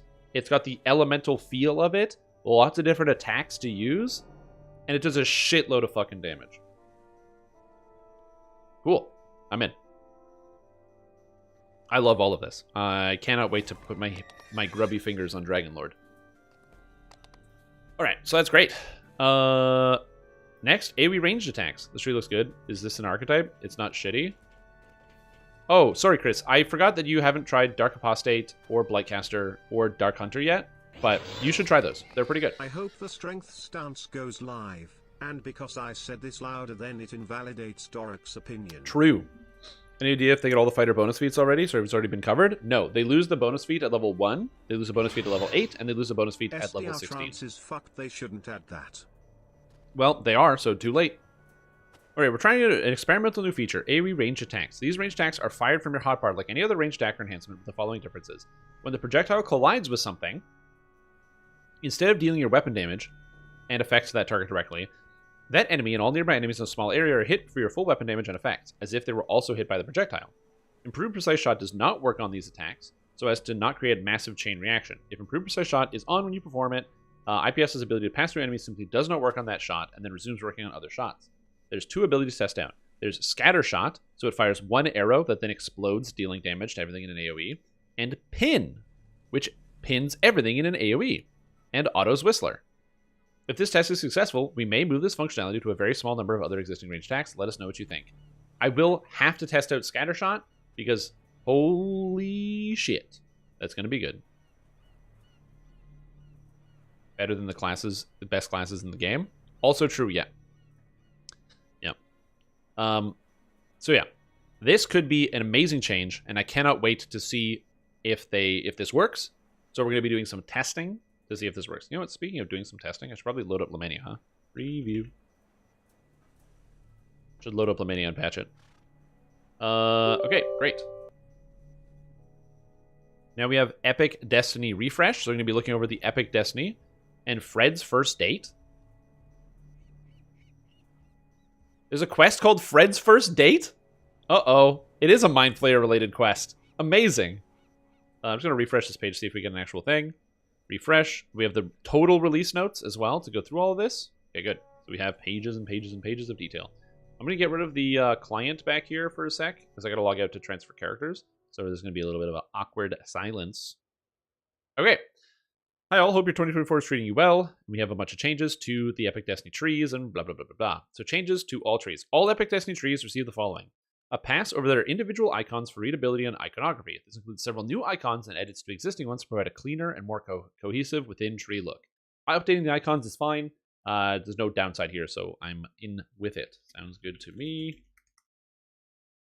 I'm just going to transfer my characters real quick before I forget, because I am an idiot, and I will forget. A mantle ability. All mantle ability icons now have a colored border around their icon for maximum readability within a hotbar in a tree, and strike abilities have a colored border. Again, this just makes total sense. There have been situations where people have asked me why they can't use 2 abilities at the same time, because they literally can't use those abilities, because they're both epic strikes or whatever it is. So having that be more clear is just good. There's no downside to this change, so that's great. All abilities that upgrade a mantle or strike now have an appropriate border that matches the border of what they're upgrading for visual clarity. Again, also good, so you can see which things are connected. Cool. Trees have been reordered and rearranged to support more clear prerequisite lines in cases where ability upgrades are required. For example, an ability that says your Destiny mantle gains a specific bonus is now in line with that mantle and has arrows to properly convey its relationship. Again, also good. The biggest example I can think of is what is it, Magus of the Eclipse, where there's like 3 things dependent on the mantle, and there's, unless you like read the words properly, you might not notice why your ability isn't working. So there's that. You notice this section is almost all about how trees are presented, and something I hope really makes a difference. But now onwards to the funky stuff. All right, Draconic Incarnation. Shield your eyes, children. Shield your eyes.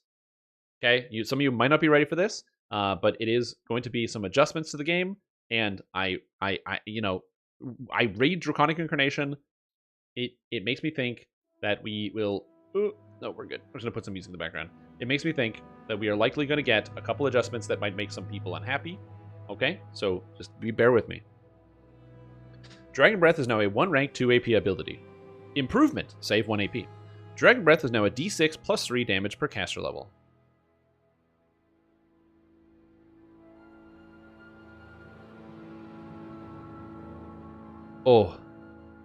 Oh, there's so much damage less. For reference, this used to be a D6 plus 10. So, it went from a D6 plus 10 to a D6 plus 3, which means average is now 6.3 damage per level as opposed to 13.3 damage per level.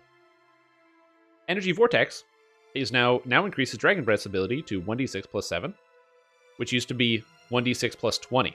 Or sorry, 2d6s plus 20. So the average damage of Dragon Breath that people were using regularly used to be 27 per level, is now 10.5 per level, which is a 60% nerf. 65. So, a bit of an adjustment.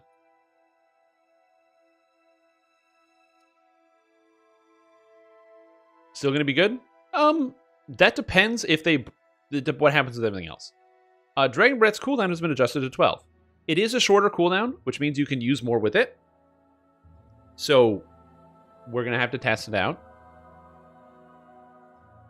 Well, I mean, so this ability is still not bad. Bear in mind, it just has the damage of Delayed Blast Fireball, which you do cast. Also, this still has no cap on its caster level, which means that it's still better than the other Epic Strikes, most likely. I do agree, but we'll see how it goes. Fatesinger.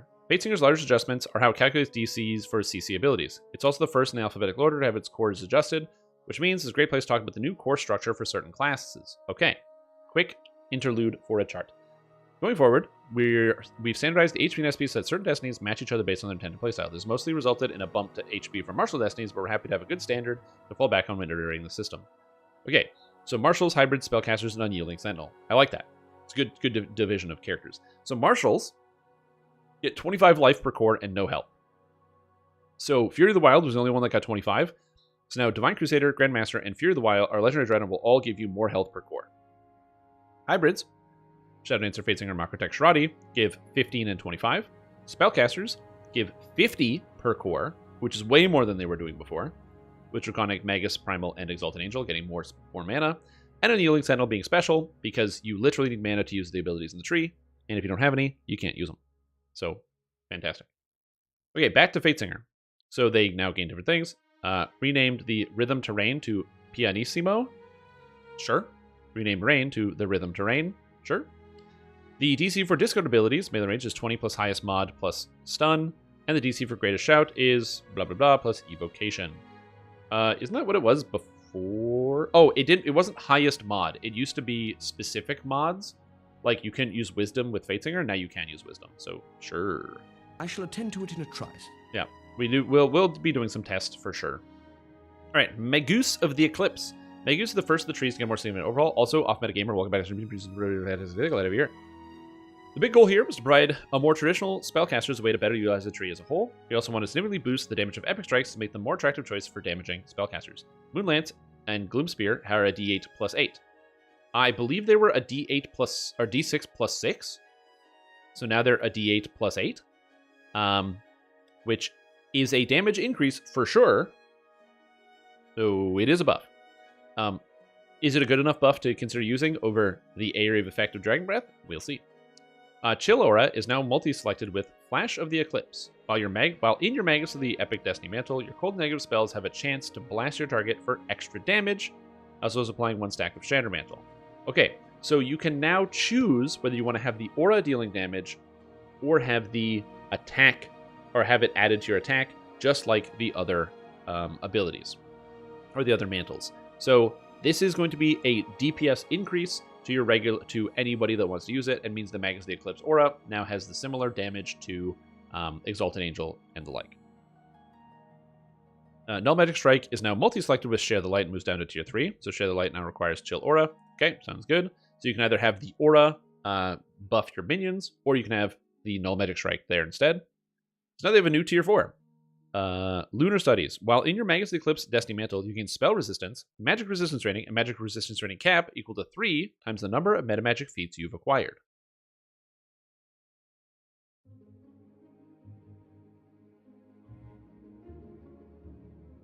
What the hell is that? Okay, so Quicken, Maximize, Intensify, Embolden, Empower is like a pretty standard list. That's pretty good.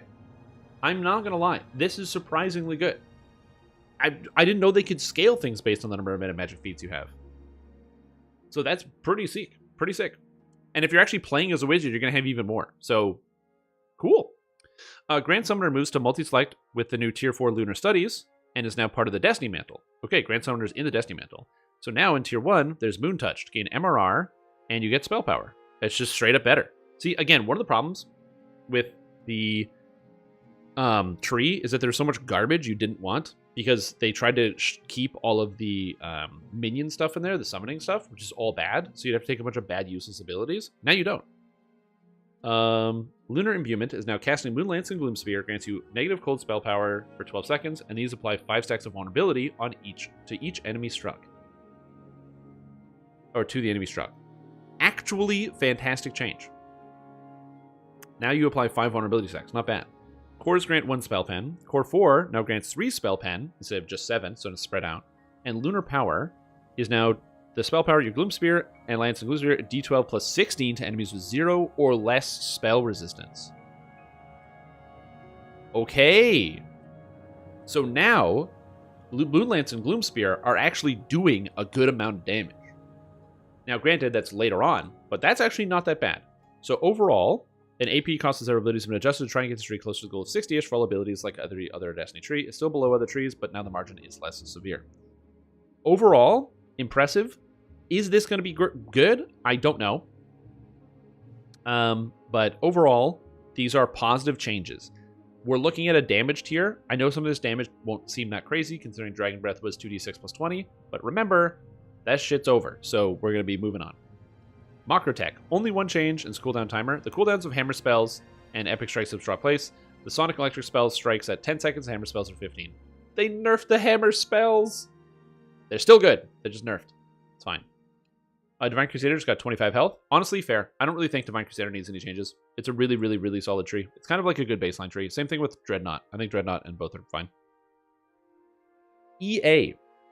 It's in the game. Exalted Angel. It received a larger overhaul. Okay. Holy Fireball is now a D6 plus 4 and a D6 plus 4. This used to be a D6 plus 9 and a D6 plus 9. So, we got damage cut down quite a bit on Holy Fireball. It probably still doesn't have a save, though. It was a D3 plus 9? Oh, D3 plus 9. That's 1.5 damage down, gained up, so it's a loss of 3.5 damage on each type. So that's not as big of a deal, but it is still average 7 less damage per level. But yeah. Divine Protection is now armor class and physical resistance rating, and magical resistance rating. So that's sick. Magic Attunement 2 in Tier 5 no longer grants spell power. That was moved down. Okay. Magic Attunement 2 has proper feat prerequisites. Sun and Flame Pillar now deal a bunch more damage, which is good. Because these abilities sucked. Angelic Form is now casting a light fire pause spell, causes a flaming blade barrier ring to erupt around you. Enemies entering or leaving the ring take 1d6 fire and 1d6 light damage per cast level, and allies entering or leaving the ring are healed for 1d6 and a positive energy. This has a thing. The flaming ring lasts for 5 seconds per spell cast, but the subsequent cast extends duration by 5 seconds with each up to a maximum of 30 seconds. So, wait a minute. Is the mantle? Wait, Angelic Form. That's the mantle, isn't it? So the mantle causes Blade Barrier to be around you when you cast spells? So they just took the epic moment and turned it into the mantle, yeah. Okay, that is going to need to take some practice and playtime to see. This is worse than the previous mantle. Immediately. From like just the numbers perspective. But depending on how this plays, this could be better. So we're going to see. Angelic Body, you gain this stuff and are immune to natural poisons and diseases. Okay, fine. So it's just better than it was before. Breasts would be pointless. I agree, Tag. Appreciate it. Because you gotta get that. You gotta get that cockroach milk. Welcome back for 54 months. Hope you're doing well. Glad to have you here. Angelic Soul, you apply consecrated cinders to enemies when they touch your flaming blade barrier ring, and apply consecrated sparks to allies that touch your flaming barrier ring. Consecrated cinders are -5 armor class PRR and MRR, and consecrated sparks buff people. Okay. Actually, even this is way cooler. I'm not gonna lie. This is cool. This is really cool. So you have this ring that you create by casting spells, then as you walk around, it's affecting things around you. This is some Path of Exile level shit. Where like you cast a spell which causes an aura, when monsters touch the aura, it causes X effect, which then you can then use to proc. Yeah. Sick. Holy Presence is now while you're In your Exalted Angel Destiny Mantle, you gain absorption to all these things, which is fine. Blessed Waters rank 3 also grants MRR, which is good because that ability was bad, so they actually buffed it. Shadows Upon You now also reduces armor class, PRR, and MRR by 1 rating. Oh, they buffed Shadows Upon You. And Ascendance. For the next 20 seconds, your single target Cure Wounds spells you cast on any target now instead apply to all allies. These spells cannot crit. The duration of this ability, Raise Dead or Resurrection, also raise your target to full HP like True Resurrection does. When you have this active, Cure Wounds applies to everybody? Okay. I don't know how to think about the new Exalted Angel. It looks sick. It looks so good. Because you have to remember that the Cure Wounds spells, this is why Cleric can actually make a reasonable healer, is because you can use Cure Light Wounds with no maximum caster level on Cleric and heal for a ton. So that's your maintenance heal on Cleric, is Cure Light Wounds. It's super duper powerful and costs basically nothing. With this, you can basically out-heal a raid over any other character on a Cleric. Ascendance is better with Cleric, because remember, this is Cure Wounds. This does not work with any of the Favored Soul stuff, like the special abilities, like Close Wounds and all that. This is Cure Wounds. This is kind of an edge for Cleric to get in, and it's very, very, very powerful. Consider Ascendance during high Reaper mode pushes of Skeletons in the Closet, where everyone is taking damage. Previously, you'd have to have people stand in a certain spot and then take out the different elemental things around, or like the little curses. Now, you can just pop this and then spam cures on whoever, and everyone is getting the cure, so it doesn't even matter. Very interesting. Yes, also, it works on Paladins and Rangers if you wanted. So you could play a Paladin and use this. You shouldn't, but you could. Again, this is very, very, very interesting. Worth keeping those single target cures on meta? No, you just have meta magic cost reduction. Meta magics don't cost anything anymore. They used to, but they don't anymore. So, how good is Exalted Angel? So first of all, this heavily changes my Cleric build, and I don't think I can use this anymore, because I don't cast enough spells to keep the ring active. But we'll see. This is very cool. Alright, so Grandmaster of Flower. So this is a whole rework. This is basically we're getting a new Epic Destiny, and honestly, as I said, it feels like some Path of Exile level stuff. It's very, very interesting. It's very, very, very interesting. I love it. I love the way this looks, so we're going to have to see how it actually plays. It might play bad, so bear in mind, but it might play bad. Holy guacamole. Are they able to do anything with its offense? It's Blade Barrier range. It's not melee range. Blade Barrier is way bigger than melee. It's very cool. Does this count when you use an Eldritch Blast? No, it's casting a spell. Eldritch Blasting is not casting a spell. Spells have tags behind the scenes. Fire, Light, Positive. Eldritch Blast has no tags. It doesn't do anything. It's not casting a spell. Grandmaster Flowers. Drifting Lotus is 10, 20, 30. I don't know if that's a buff or a nerf. Orchid Blossom. No! Oh. Wait, range power scaling on Orchid Blossom. Can you still double dip with kinetic spell power?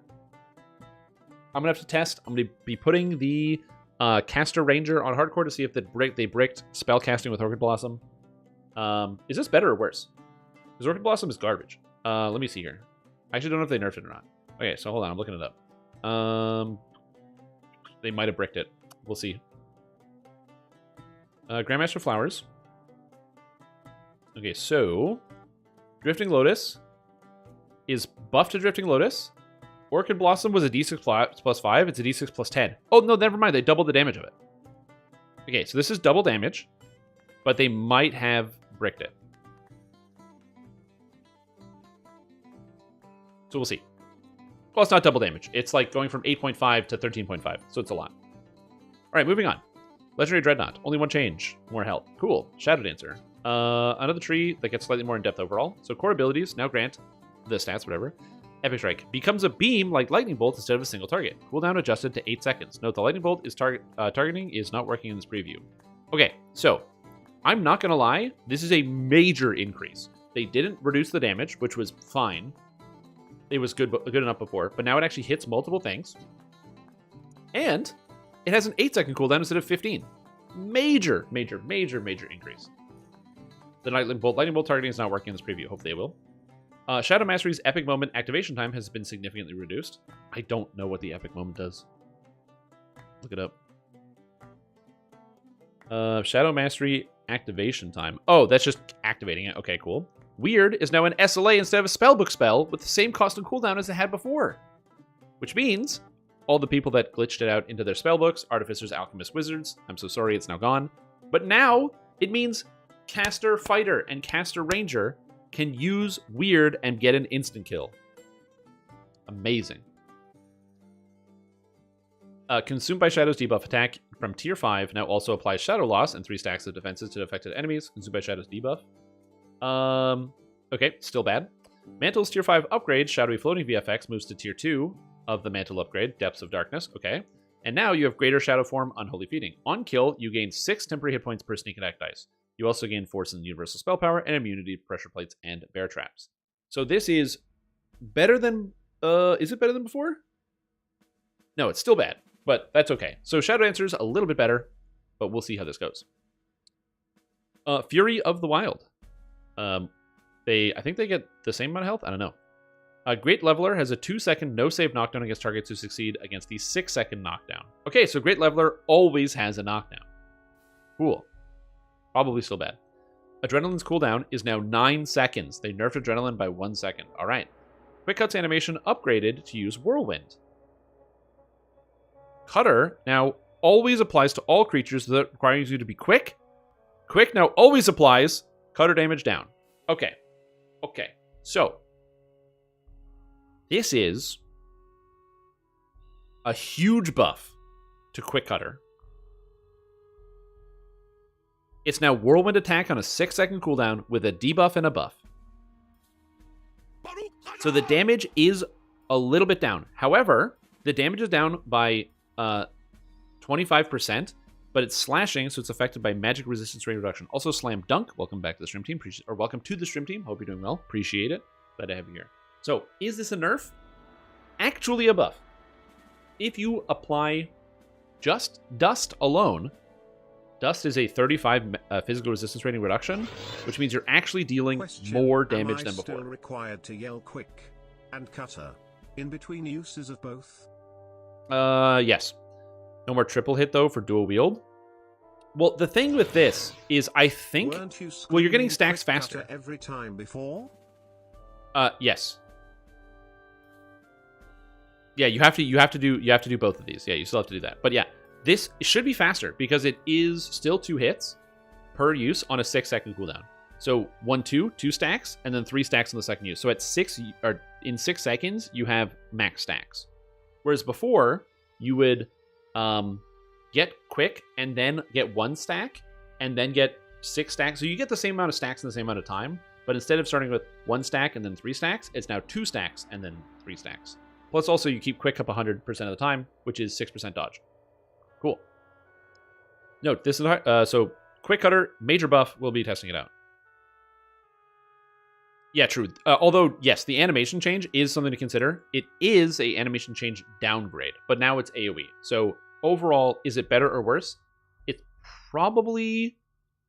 It's definitely better for AoE, because it is an AoE now.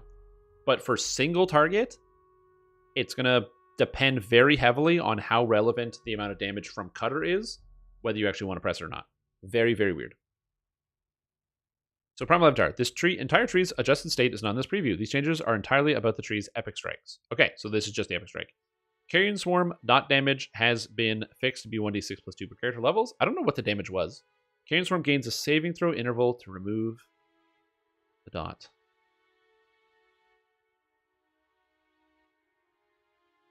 Goodbye. Goodbye, Poison Paladin Fun Tank. You have been destroyed. It's over. It's over. The build just died.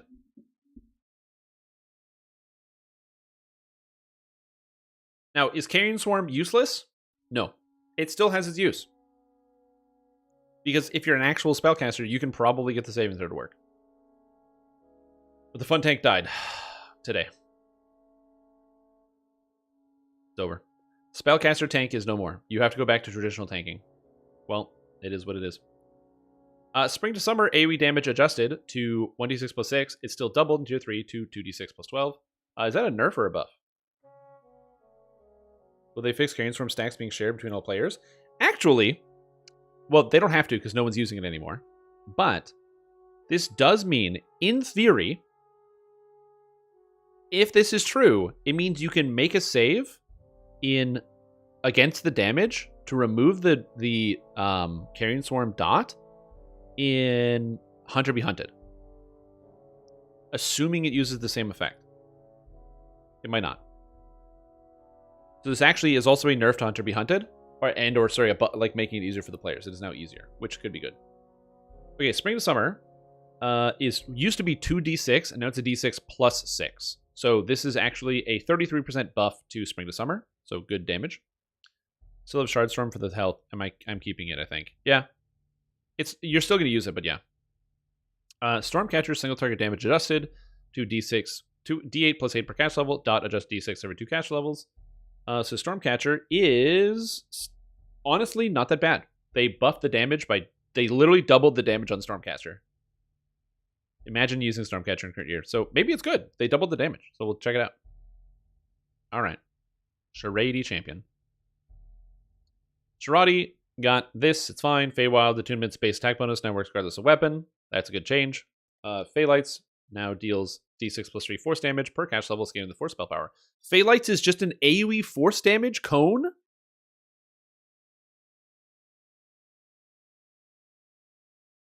Honestly, that's not that bad.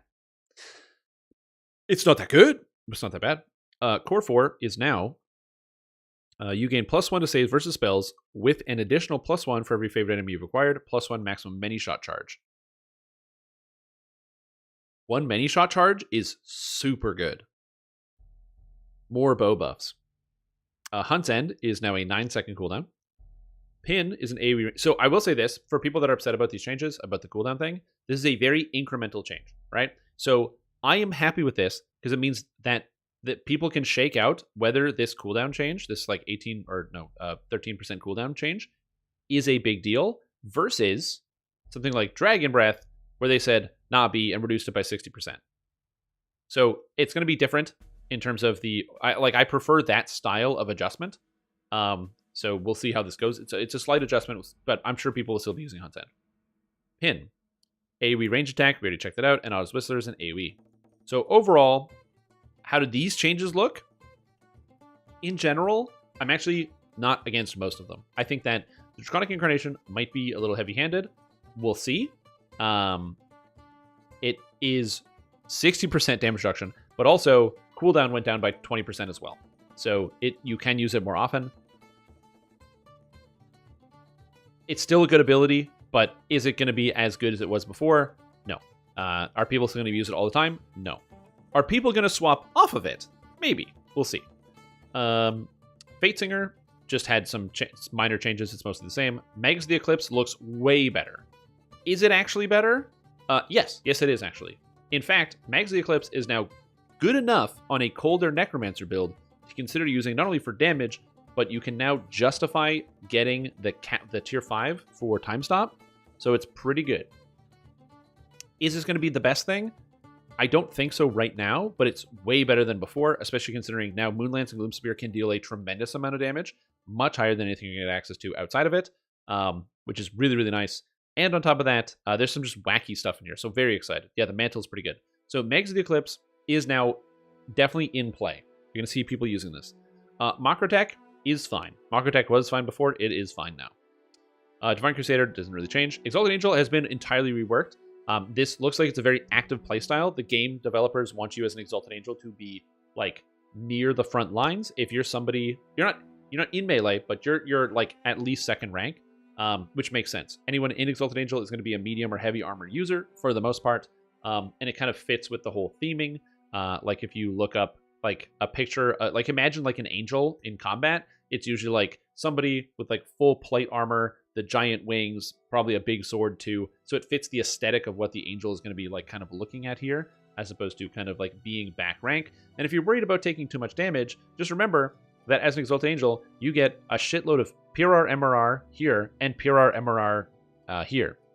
So Exalted Angel used to give, 6 magic resistance rating, and now it gives 21 physical and magical resistance rating, so it's pretty good. It's very, very powerful. The Blade Bearer, offense entirely removed? It didn't get entirely removed, it still functions. It's still doing a lot. You'll cast 2 spells, the barriers will overlap and they'll stop working. No, it follows you. The Blade Barrier Ring follows you around. It's not that it drops 2 of them that don't do anything. It drops a ring. The ring is a constant effect on your character. It's the epic moment that it used to do. So as you move around, you'll continue to damage enemies.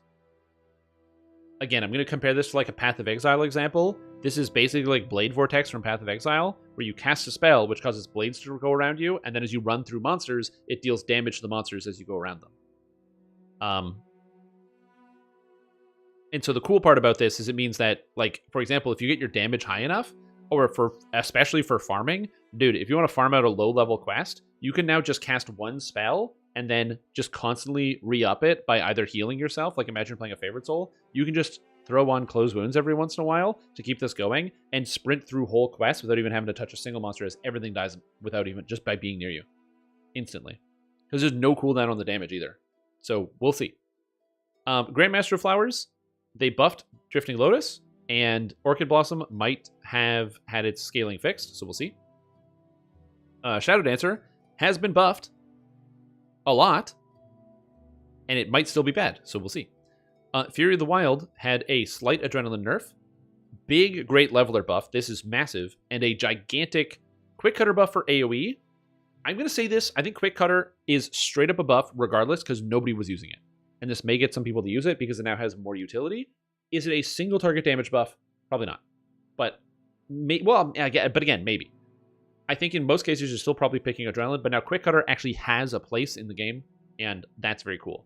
Primal Avatar, RIP Carrion Swarm on tanks, but Carrion Swarm's probably fine.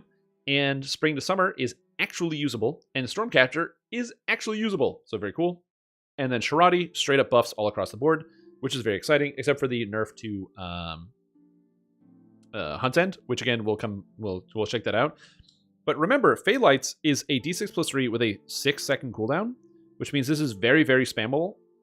And in the event that Orchid Blossom dies, going from a d6, like with the scaling for the caster force users, you can now just swap it in for Fey Lights, which Fey Lights is an illusion spell and a stun. So a literally frontal stun. It's basically like Color Spray, but with damage. So we'll see. Portal Firewall. Will it activate the EA mantle? It might. So we'll see. And then Onion Sentinel didn't change. Also, Epic Strike Scale with Epic level instead of being kneecapped at level 20. I hope that is the case, but we're going to have to read about that, and we'll see it in-game. If they're all still capped at 20, then all these changes don't fucking matter, because they're just capping the damage for no reason. So we'll see. And now we have the actual just general patch notes. Well, that was fast.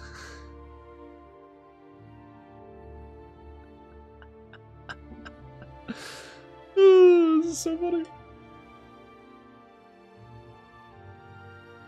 So yeah, anyway, they're like, hey, we want to change experimental tumble control. They just turned it off. Yeah, Autobots are no longer rolling out. To be fair, I do think that the tumble controls were a problem. But that being said, a fix of like, give it a cooldown of like 2 seconds or 3 seconds or 5 seconds would be nice. Anyway, bug fixes. Dreadsea Scrolls is now properly shareable. Cool. Selecting alignment during character creation no longer allows you to click through to the window to the create button accidentally. Okay. Sacred Fist now shows up as a prerequisite for unarmed strike. Okay. Annabelle Dedrasco no longer robs people. Does she do that? But yeah. Wizard of my Maze of Madness, bro left me in the dust. Yeah, it's crazy. Yeah, the Epic Destiny changes look very, very good. Just so you guys know, this change here was always happening. It was always happening. This was always happening in some capacity, so I knew this one was coming. The rest of these I was pleasantly surprised. Specifically, Magus looks really good. Exalted Angel is basically a new Epic Destiny, which is cool. And if the Shadow Dancer change comes out well, it's going to also be interesting. But yeah. Maybe you can underflow cash, maybe. It did look goofy everywhere. The Dragon Lord, Dragon Warrior. Well, what's Dragon Warrior? I don't know what that is. Dragon Lord is from 3.5. Almost cost 5k platinum. Oh, it just costs more. Oh, I gotcha. Augments that apply an implement bonus to their weapons now do that. Sacred Fist Iron Skin now functions as intended. Interesting, I didn't know it didn't. Spellslingers Cure Wounds now target undead foes. Incapacitation range on enemies has been adjusted to match its intended value. That could be a nerf or a buff, I don't know. You actually gain spell power from Season's Herald. Cool. The tooltips for seasonal attunements with Season's Herald have been adjusted. You may now use Enlarge Meta Magic Feat on Dark Apostate's Bane and Bestow Curse. Cool. Ranged special attacks such as Poison Shot now correctly work while moving and firing a dual crossbow. Oh, what a fix. So good. Both these abilities did work. So yeah. I think you just called you old? Yeah. Dragon Lord look good. Dragon Lord looks very strong. Fixed text. Death Salve now correctly turns your allies undead. Yeah, that one didn't work at all. Hirelings now turn undead or plants properly. Turn into undead or plants properly if they desire to do so. Cool. Angel of Vengeance just reward now works regardless of what favored weapon you have. Cool. Shuriken Expertise and Advanced Ninja now proper tooltips. Stormsinger's Lightning Strike now correctly upgrades its damage. Oh! Yay! They patched it. Nice. It was not doing that at all. Good change. Fix Giant Hold Augment Vendor Tooltips correctly indicate what augments they will sell. Also good. Draconic Incarnation's fourth core no longer improperly consumes your spell components. Interesting. Sacred Fist Divine Striker now functions again. Fix the tooltips of armor and shield proficiency feats. You can now cast Protection Domain's Radiant Force Field on your allies. Never use Protection Domain. And Plant Growth Tooltip no longer eats Animal Growth Tooltip. And then engineering changes. Directional arrows for hirelings on the map and minimap are now their proper color. The LFM UI is now the default page of the social panel, and now also triggers. It now also triggers a load for all player data upon opening, which prevents broken LFMs from appearing. Thank you. Those that don't know, if you click the LFM panel, and you try to load like all the LFMs that are up, you end up with a problem where the LFMs that load don't have any people in them, and this fixes that. There's a new button in the guild window to send a tell to another member of your guild. Future, dude! It's the future! You can click on a player in your guild and send them a tell.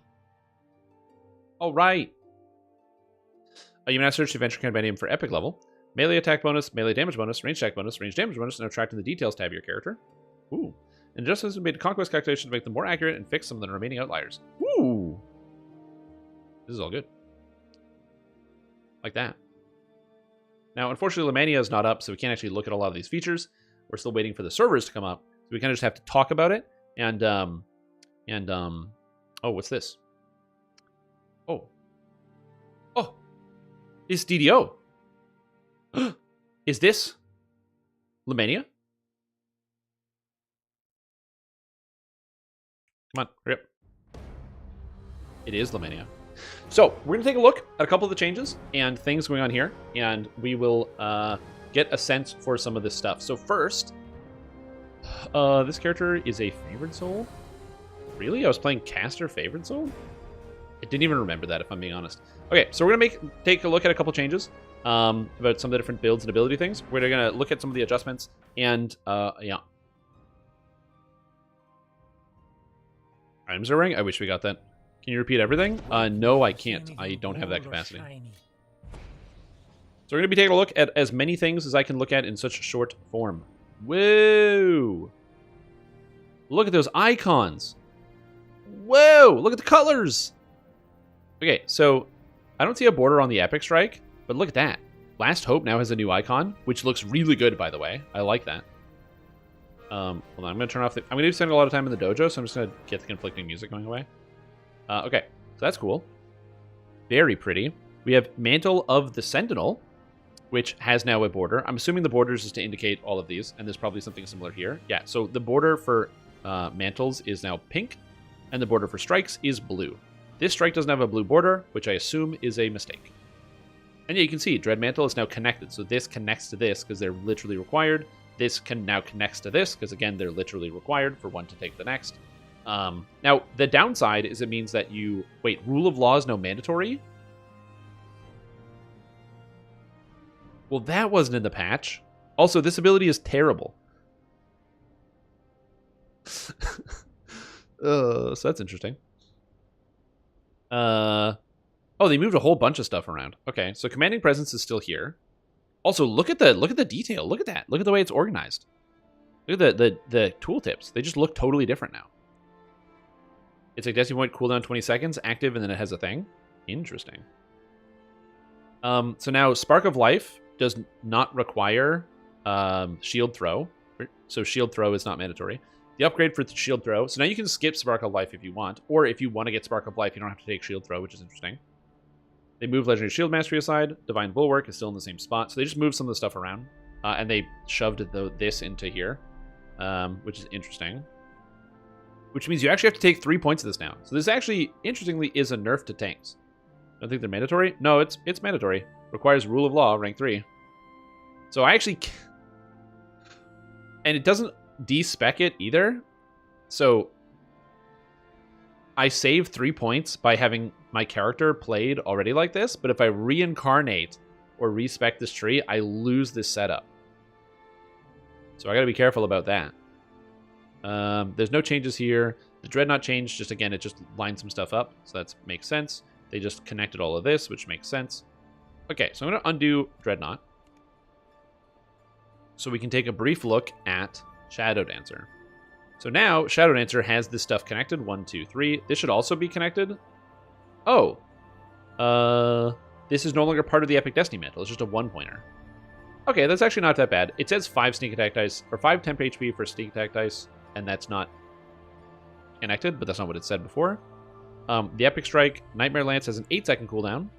Oh, these all have an 8-second cooldown now. Oh, shit. Oh. Oh, oh, ooh, ooh. Now it's 100% uptime, and it's way better. Oh, ooh. Okay, I misunderstood. When they said 8-second cooldown, I thought it was just for the strike. Now it's actually the melee attack as well. Ooh, ooh, ooh. Okay. Shadow Dancer actually maybe really good. Wow. Okay. All right. I'm heavily impressed. This looks way better. So we'll see how this goes. Also, this is now a SLA for weird, which is going to be good as well. On the damage procs. Yeah, but it doesn't matter that the internal cooldown is on the damage procs. This ability does a lot of damage. It's 50% damage plus 3 threat multi, so it's still worth it to use now. The problem was it was 15-second cooldown. So every 15 seconds you get 1 big attack, versus you get a big attack, 2 attacks every 16 seconds with Adrenaline. So this is now much more competitive with Adrenaline. Way better than before. Good choice. Good job, SSG. Good job. Okay. Fate Singer. Looks totally different. Mantle of Sound and Fury. Oh, no. They just changed the icons. Okay. So the mantle is now this. These are now these are connected, and they changed the icons. I don't really love the change in icon here. I think this icon's a little cluttered. But now the saving throw scales with thing, critical hits. Oh, there's no save on this. Discord. There it is. So 20 plus highest ability score mod, which makes sense. Cut the Strings is still highest ability score mod. Everything else here is fine. Great Ballads of War has been changed. It's a new icon. And for the most part, it's pretty much the same. But the big one I wanted to look at was Primal Avatar. Carrion Swarm. So it has the damage properly. It doesn't say it has a save on it. So that's a bug, so it has to include the save information. And these things actually haven't had anything adjusted. So there might not be any changes to Primal Avatar yet in the tree. So they might have to adjust that. So we're going to ignore Primal Avatar for now, which is what I wanted to look at. Exalted Angel has the new angelic form, which I do want to test out. I'm going to swap to my Exalted Angel to look at this as we kind of go through some of the different abilities. The new pillars look like they should do more damage. Healing Pillar, Light Sun Pillar, and Flame Pillar. Max caster level 20. Oh. But, you know, it is what it is, as the kids say. And then also Holy Fireball had its damage reduced as well. But the cooldown is also, was it 10 seconds before? I thought it was. No, it went from 9 to 10. So they actually double nerfed Holy Fireball. So we'll see how that goes. So now Divine Protection is here. Oh, because it doesn't give the magic resistance rating anymore. Okay, sounds good. That don't get stronger with epic levels? Yeah. That's weird. That's weird. Taking a look down at the next one. So Shadow Dancer, Fate Singer, Primal Avatar, Fury of the Wild. So now there's the new Quick Cutter, which is an AoE, and it gives... Oh, Quick has also been nerfed. It's now 2 dodge instead of 6. Where it used to be 6 dodge. So they did nerf that. But it's an AoE. So we'll see how that ends up playing out. Oh, no, it's 3 stacks. Never mind, I'm wrong. Because it doesn't have 3 stacks. This is level 1. So this is the same. It's fine. They changed up some of the icons. So this is different. This is different. These are now connected when they weren't before. Which actually kind of makes them worse. Because you would have...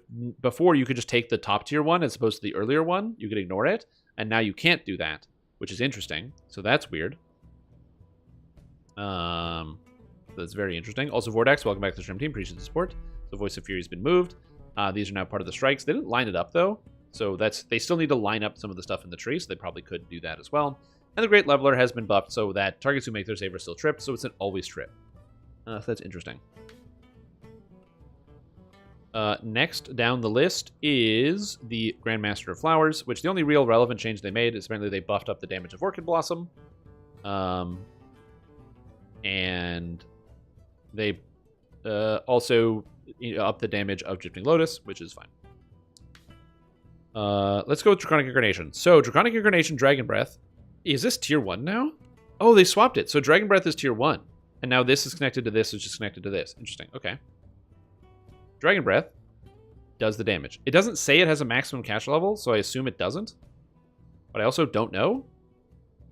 It just says per caster level. So, this could still be good. I don't know. Magus of the Eclipse. Major change here. We have the different beams. Gloom Spear dealing more damage with a max caster level of 20. So for some reason, everything is still max caster level 20. So bizarre. But it is what it is, I guess. I hope they adjust that and change that, because I don't like it. Lunar Imbuement is better than it was before. Greater Beams is... Or actually, well, this is just a better ability now. And then goes into Lunar Power, which increases the damage by a whole lot. They moved this over here. Now, the Mantle, Frostlight...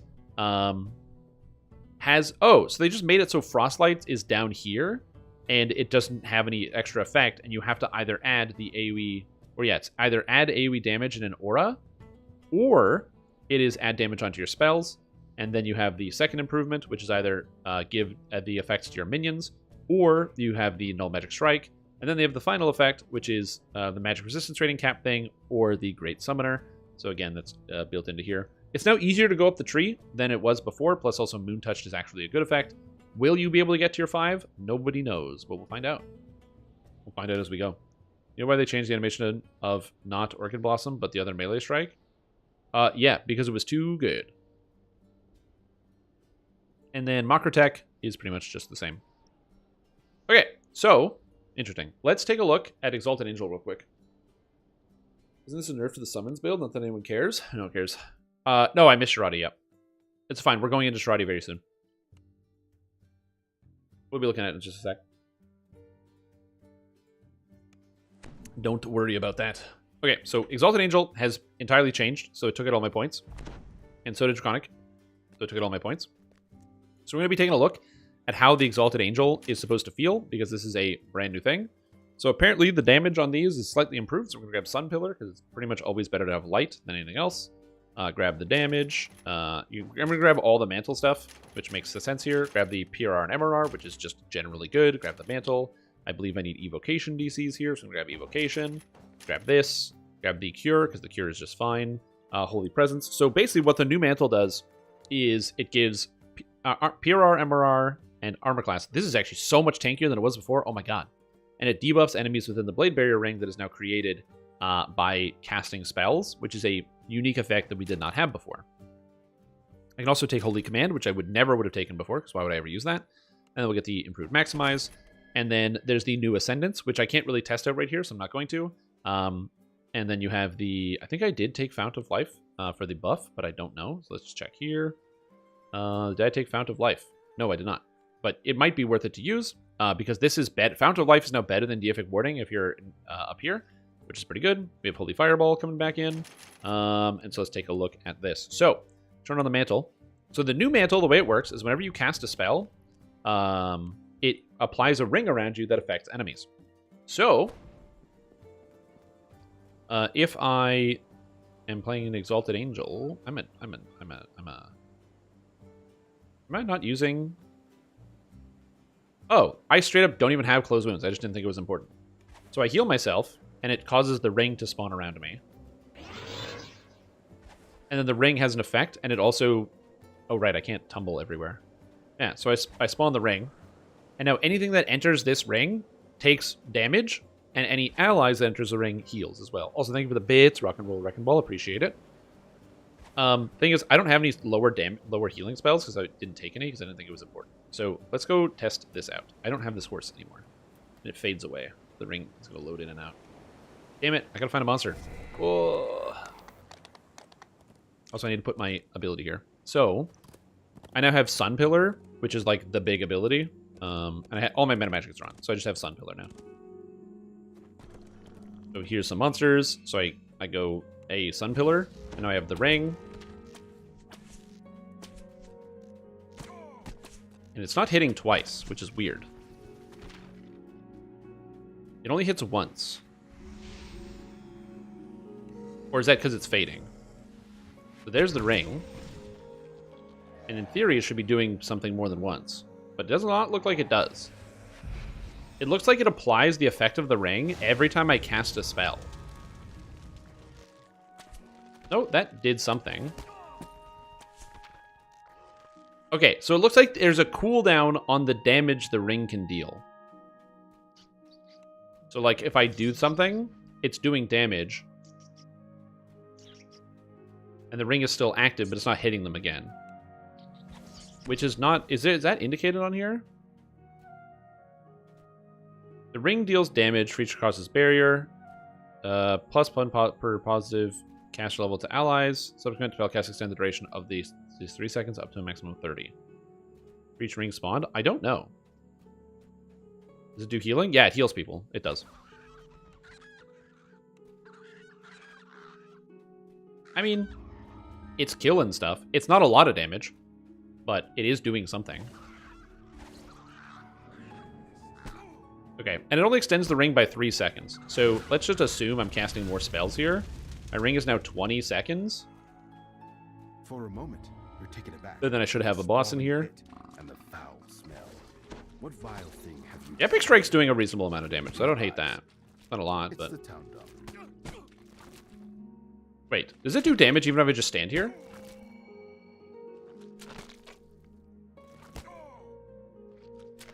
No. But I walk away. I go away. I'm coming to it. It sometimes does damage. So the ring sometimes does damage, and it sometimes doesn't. And I don't really understand how to determine whether it does. See why they want Closed Wounds? Yeah, maybe. Closed Wounds might be the play, but I'm not sure. I'm trying to understand how it functions. Through the Warlock Aura?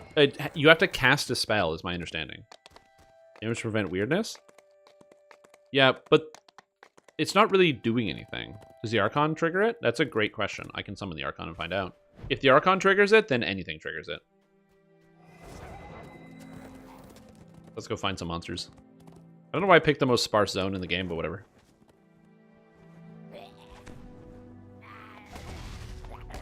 Go, Archon. Attack.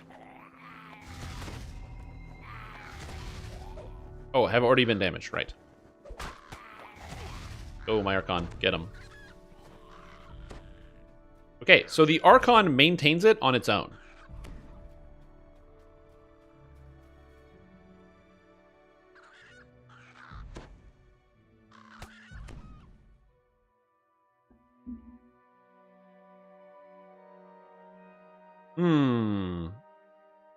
Work with the Eldritch Burst and Spirit Blast? I don't know. This is interesting. I don't know how good or bad this is. This is definitely going to take some testing. You need to feel it out. This is a feel it out moment. So, great question about whether this is good or bad. Do AoE spells do anything?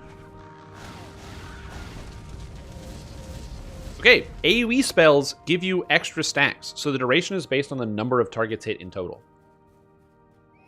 Which is actually not that bad. Star Striker shield array that kills everything on contact? Yeah, probably. So like if I... Oh, I need an AoE attack. Shit. I need a group of monsters. So like these guys. That actually didn't extend it, which is weird. That did. Does Holy Fireball not extend it? Oh, it did. Yeah, it does. Okay, interesting. So it does extend it, and it got multiple per stacks. So this is very easy to maintain because you can just hit multiple targets with the spells, and it's no problem. I need to passively heal somebody, so I need to go to the dojo. So to the dojo, we gojo.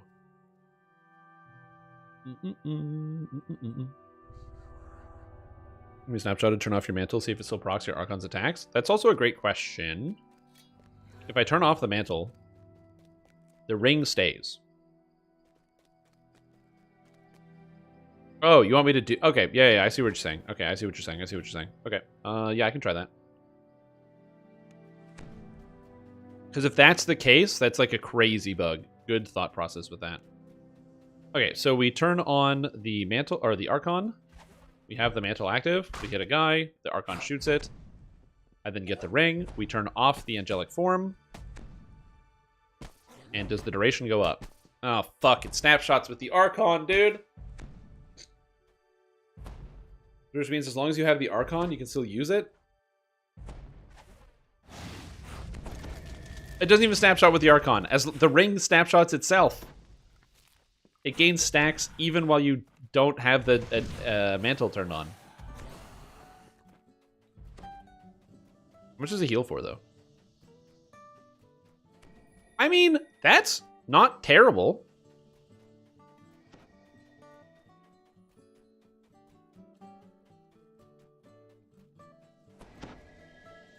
I'm healing a bunch of people. So, the fact that it sustains itself is a bit of a problem. It's a bit of an issue. So you can just get it active and then swap to another Epic Destiny Mantle is weird. Yeah, it no longer heals you. It doesn't do that anymore. It doesn't heal you. Which is weird.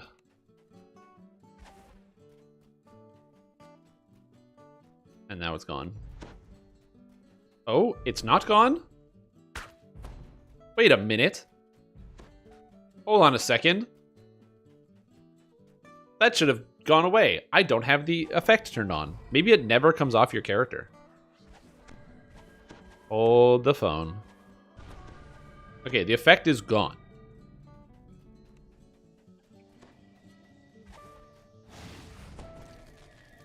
Okay, now it's actually gone.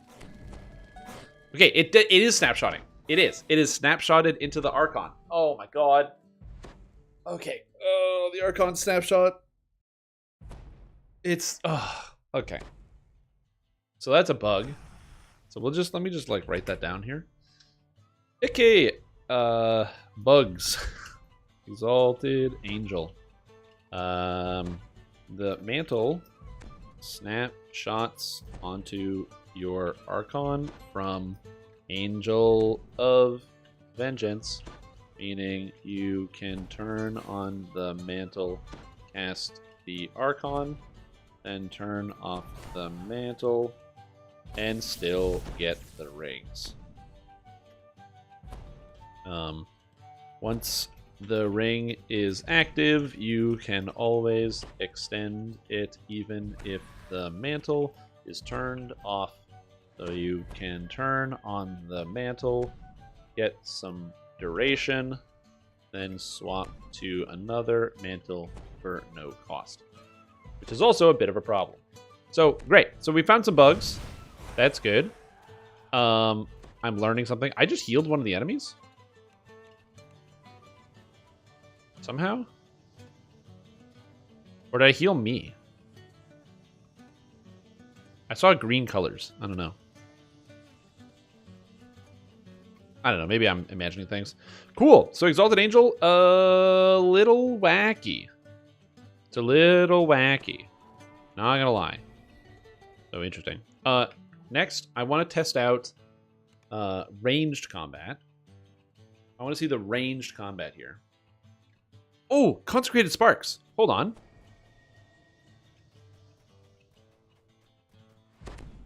Okay, so if I get this, they now have consecrated cinders minus PRR MRR. And if I heal this person, I walk into them, boom, they now get consecrated sparks plus 5 AC PRR MRR.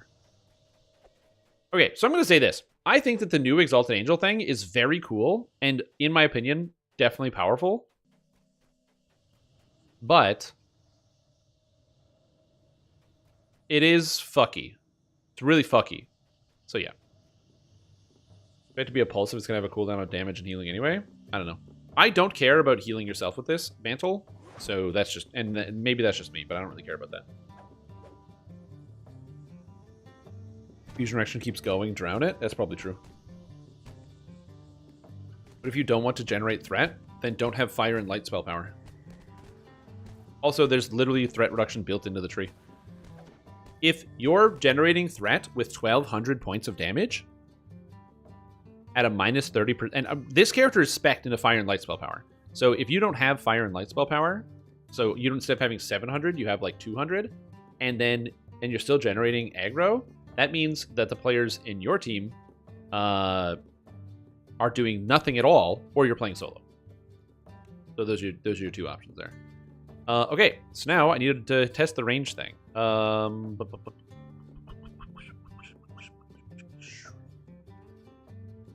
Right. Ranged attacks. Do I have a character that I can just cannibalize this thing. You have to guess when it's run through to make the most of it. Yeah, it could just function like the Warlock Pulse. I like the visual of it, but yeah, the cooldown should be listed. Right? The cooldown should just be listed. Yeah, I'm testing out the ranged combat stuff.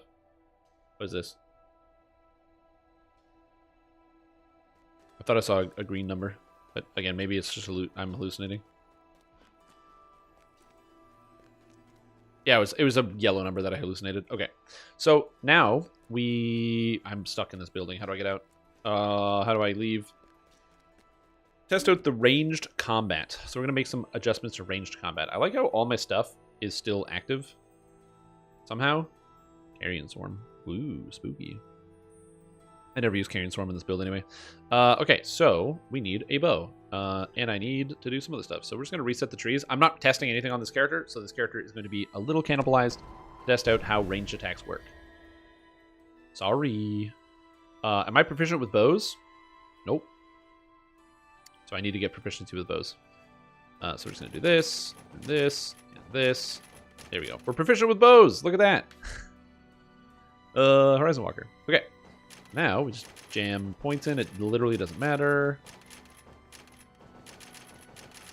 And some of you might be wondering why I'm not testing Dragonlord. We're going to look at Dragonlord in a minute, but this is very interesting to me, the new bow changes. So we're going to be taking a gander at this. Apparently Scattershot is supposed to be a AoE attack now. So we just need a bow. I need to cast things so I can get arrows. Arrow button. I'm going to need some arrow. Yep, I'm going to be doing it. Wait, how are you proficient with bows? So there's an enhancement called Spell Sword that gives you proficiency with all martial weapons. That's how. It's an Eldritch Knight thing. Oh, buy a bow from the DDO store? Sure. How are the new changes? Depends. It's hard to evaluate right now. So I don't have an answer for you. But I'd like to have an answer for you. But I don't. Okay. Give me the bow. Alright, so I have a bow in hand. Hold away your anchor. So in theory, this should do an area of effect attack. So let's go. I shoot a guy. I don't do anything. I shoot a guy again. Okay, so I shoot a guy. Look at that. Look at that damage. And then, boom.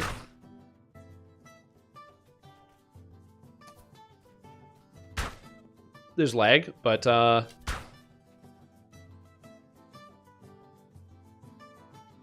holy shit! It's an AoE bow attack! What the fuck? You just shoot and it does AoE bow! It's exactly what I wanted out of Scattershot. This is what I always wanted Scattershot to be. It's actually fucking good. Holy shit.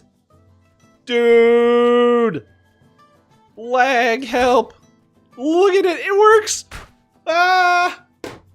What is this? They can, you know what they can do now? They can add AoE bow attacks to Arcane Archer. Yes, you can have Fireball Arrow. They can just change that stupid Inferno Arrow, which sucks, and just turn it into Fireball Arrow. And be like, it adds fire damage, and it's an AoE attack. Holy fuck. Actual insanity. Actual insanity. I cannot stress how insane this is. Yes, that's the next thing on the list is Strati Champion. But I just had to make sure this would function. And just look how beautiful that is. Look at that. Look at that. You can hit a monster with ranged attacks in a video game, in an area. That's crazy to me. Oh, I'm so excited. That makes it so much better than before. Oh my god. Okay. Calm down. Only 3 max targets? No, there's no target limit. Watch. Bombs away. Got them all. Ooh. Holy shit. Okay. So, Shiradi Champion. We also have to test out Phalites, which apparently now does damage, which is great. Great choice. And pin. Okay, so this guarantees the crit, right? Cool. And we have Hunt's End. And we have pin. So pin should be AoE. Was that the pin? Was that the pin with the area of effect? Because I just watched this Artificer just 1, 2, 3 these guys. That's kind of sick. And Hunt's End. I don't know if that crit on both of them. I need the stack to come back so I can test out the Hunt's End. I need the stack. If it crits on everything, then yeah, Hunt's End works, and that might be a problem. Okay, it does crit on everything. It does also work with Hunt's End. Okay, that's a problem. That's a problem. Yo, Arcaniverse. You want to see the coolest thing you've ever seen in your whole life?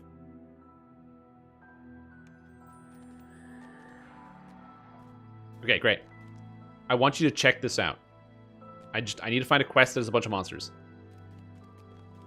Holy moly. Why is that a problem? Because you do 100,000 damage with that button. That's why it's a problem. Cyrus.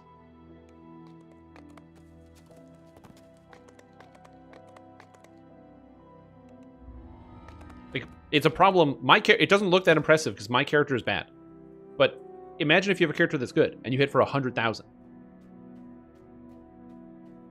To AoE Adrenaline? The scurrying feet yeah, kobolds can be but Improved Precise Shot is unwieldy and isn't going to do the same thing. Several of them in the next room. The reason why that they added this ability is because Improved Precise Shot doesn't feel as good. Watch this. Alright, are you ready? Are you ready? Man, I hate playing ranged. I hate getting surrounded by kobolds. What am I gonna do? How do I handle this?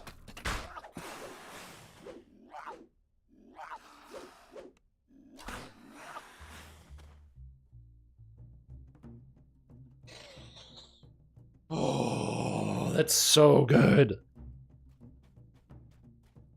Yep. Yeah, I think there is actually a target limit. There might be one. Yep. I need more kobolds. Haste. Let's find the kobold. Yeah, I don't like any unlisted information. It doesn't say. It says all enemies. So, I don't know. Hello, bad guys. Come to me. Come to me, bad guys. Okay. So we have a lot of targets. So, count how many die. Oh, no, it doesn't have a target limit. That was like 13 guys, and I got them all. So it looks like it's just a short range, because it only is 2.5, whatever it says. Area effect is 2.5. So 2.5 just obviously isn't big enough to hit everything at that range. I think that's all it is. I don't know how big 2.5 is. We can find out, though. Let's see here. 2.5.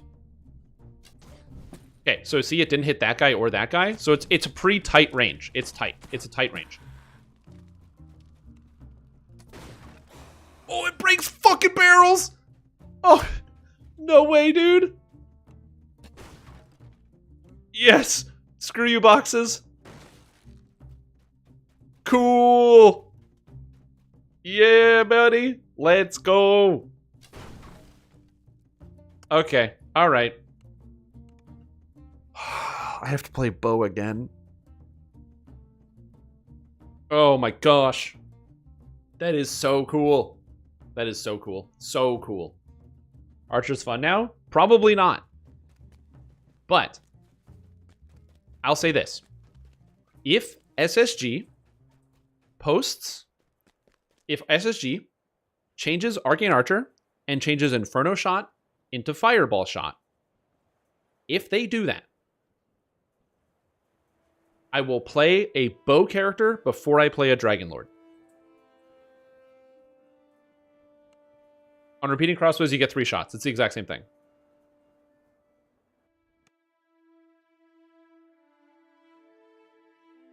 Speaking of Dragon Lord, you guys want to see it?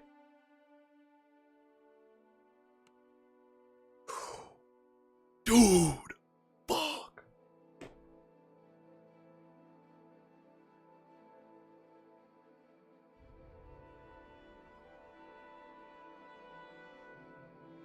That's so cool. So this is the Executioner's Plate cosmetic with new legs. So the pants have been redone, but it's the same like chest piece and stuff. But the arms are different. So yeah, it's the Executioner's chest with the shoulders plus different pieces on the sides. And then look at the aura. Look at this dumpy ass fighter. Look at that. Look at how old this texture looks. Oh yeah. Oh, beautiful. So much better. Oh, so much better. New textures. They're still using this old sword, so I don't know what's up with that. I mean, look at this. Look at this. Oh, Jesus. And yeah. Fighter without Kensei seems not great. That's because you haven't read far enough. Keep reading. Don't worry about it. Oh. Well, Dragon Lords are fighters who commune with the Draconic Soul to gain tactical advantages, powerful auras, and elemental power on the battlefield. They excel at martial combat using tactical feats for crowd control. Whoop. Shifter? Warforged? No, they don't have they only have they don't have armor yet for it. So the different armor piece is available for all the other races, but they don't have a Warforged version for it, so it has no armor. No. No, Warforged. Warforged. Okay, so we're going to make a Dragon Lord. So if you're making a Dragon Lord, I guess you make a Dragonborn Dragon Lord. That just makes the most sense. So let's grab it. Dragonborn Dragon Lord. Strength and Charisma. I think it uses both of those. I don't know. I don't need any skills. That's stupid. Two-handed fighting seems like it's the play here. And then you get a class feat. So Aus Archaix is Defiance for saving throw bonuses. Noble Arch is Hunger for attack rolls. Or Therexada's Instinct for tactics DCs. DC's nuts, am I right? This character, you're going to want to get Sunder, improved Sunder on, because you get the cooldown. So I'm thinking we go with Therexada's Instinct, because hit chance is not a problem for fighters. So we're going to go with two-handed fighting with the AoE Sundering, which is the goal here. And you get to pick a Dragonborn color. We're going to go with blue. I think blue is cool. Lightning is good. So we're going to get blue. Lock it. Randomize. Beautiful. And congratulations. We are Lord of D. Not allowed. I can't be the Lord of D? No. Oh my god. Alright, Dragon, let's go. It even has the aura on the screen? Say. Lord of DDD? I think it's the D is the problem. But, Lord of D is a reference to there's a Yu-Gi-Oh card called Lord of D. Or is it something else of D? I don't know. Right, wrong button.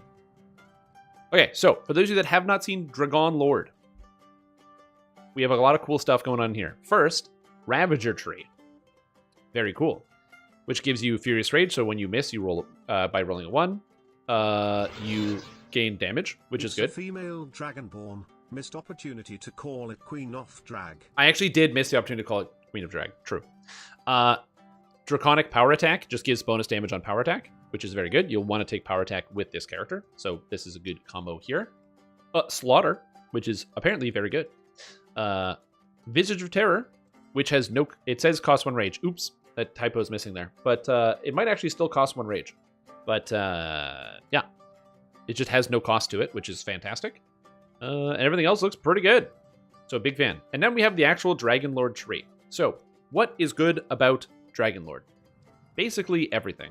It is a tree with an imbue toggle, but it is an elemental damage.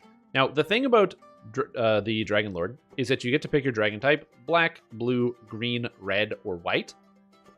The consequence of this is that they're elemental damage types. So some of you might are wondering, is this better than Paladin? And the answer is not directly. The main reason is that when you take Paladin, you get the light damage imbue, which is just universally good, whereas the elemental damage, it has limitations. Am I fighting an ooze? Well, now I can't use a bunch of elements. So you gotta be careful about that. However, the converse here is that this is an imbue that, while it does require 3 levels of fighter, gives you fighter. So you have Dragon Lord tree. So this is a 3 levels imbue that gives you action boost haste. This is Ravager. This is Stalwart Defender if you want it. And you don't have to be lawful or good. So there's a lot of flexibility there in terms of how it's going to be used. It's also good for itself. You also have 2 lines going directly up the tree. I don't know how I feel about this. But it's actually, they're cheap. So, you know what? Maybe it's fine. Because you're probably taking all of this like basically every time. Honestly, I don't know why you would ever not take this. So that's kind of weird. Yeah, and then a bunch of points. You got the tier 1 martial superiority, offhand strike chance, strike through, double shot, double strike. So you can play Bow Dragon Lord if you want, which would be kind of sick. Dragon Slayer for favorite enemy Dragon. We have Might or Outburst, either Draconic Might, getting a Strength trance, or Draconic Outburst, a Charisma trance. Should you use Strength or should you use Charisma? I don't need to explain this one. You use Strength. Charisma is cool, but you have no way to meaningfully use Charisma on this character. So what I like is that Charisma is included for multi-classes. Do you want to play a Dragon Lord Sorcerer? Do you want to play a Dragon Lord Bard? Okay, that is great. I really like that. The multi-classing possibility is there. Or yeah, Purple Dragon Knight if you want to play a Purple Dragon Knight Dragon Lord, which just fits right in. But if you're playing not one of those things, you're using the Strength one. So I like the support for the Charisma in the tree, but the character doesn't have any Charisma baseline, so gotta remember that. Also, is the aura passive? Oh, the aura around your character is always active. It is not a toggle. I can't turn this off, which you don't need to. That's great. There are so many things in the game that are toggles when you would like never really want to turn them off. Like the aura of fear that makes it, or aura of courage that makes it so nearby allies have like bonuses on fear. You have to turn it on. You never would turn it on. So this is great. So yeah, Strength Transmutation non-chaotic is a bit awkward as it means no imbue dice from Embodiment of Chaos. Yes. It does have decision making, and I don't hate that. Okay, also some people are probably going to be upset and say, but Strength Trance, Strimtom, haven't you said multiple times that, you know, the alternate trances exist? Like everyone's playing Strength already, and then you have a secondary stat for maxing out your trance ability because, you know, that's like, it's a way to scale additional damage because Strength is the best thing in the game, so you're always using Strength. Doesn't it just mean Strength is better? The answer is yes. It does kind of just mean that Strength is better, but a couple things to remember. One, this requires 3 levels of Dragon Lord to use, so it's not like the other trances, which has lower investment cost, so you have to remember that. And 2, people are full swapping builds anyway. Like, people will swap in a sentient weapon and an artifact and get all the stats, and they will use and they'll use their intelligence trance with over 100 intelligence, and then swap back to their other items and have a lot of stats anyway. This adds a layer of convenience that you don't have to worry about with that. And trances are just inherently bad design anyway. So I don't really care too much about the strength trance here. Is everyone going to want to try to fit this in their build? Yeah. Are there going to be new damage tiers with just this enhancement alone? Yes. Is this going to destroy Dungeons & Dragons Online? No. Who cares? Also, I love Dragon's Roar. Great ability. So I'm excited to see that.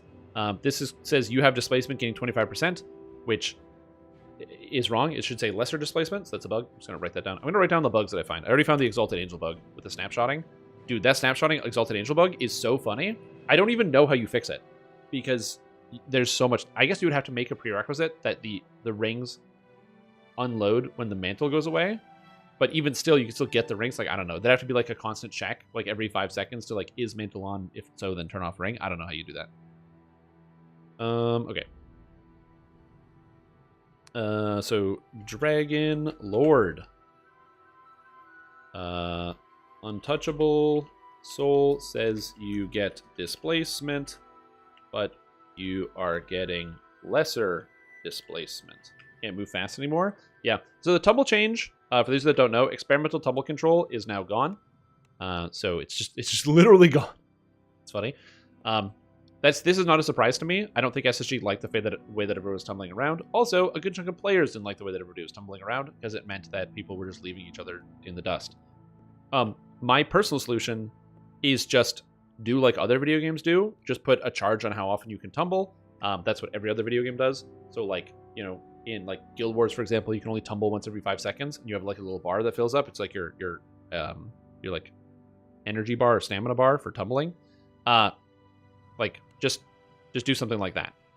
So that way people can still use the tumble in combat. Because the problem is now no one's tumbling again. Like there's never a reason ever you would want to stop moving, press the block button, then press tumble ever in the whole game.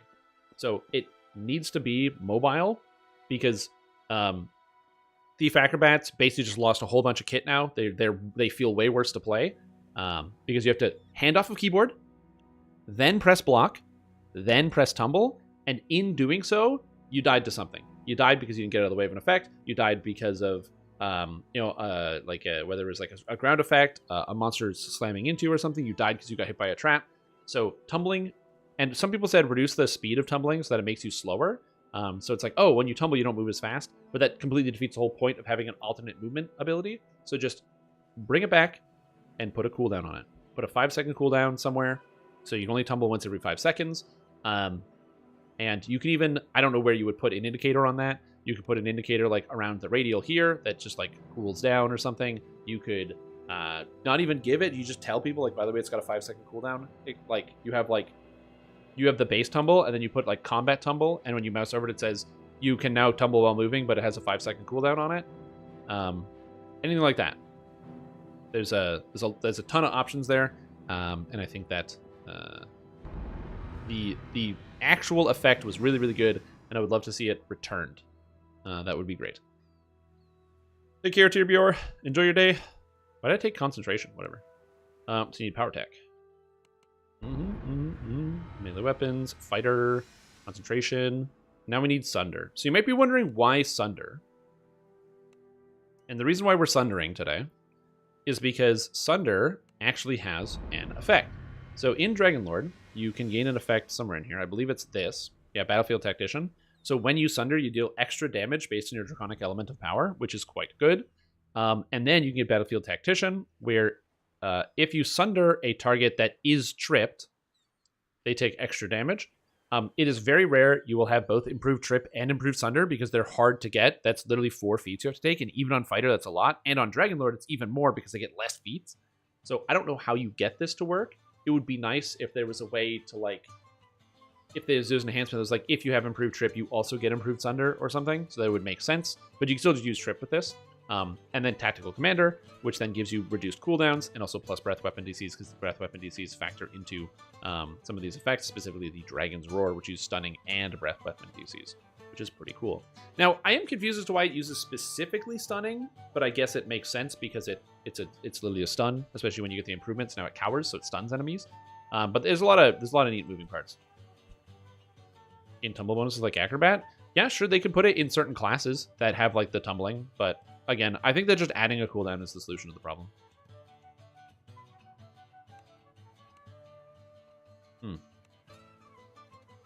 That's an assassinate, but you could get the trip from falconry.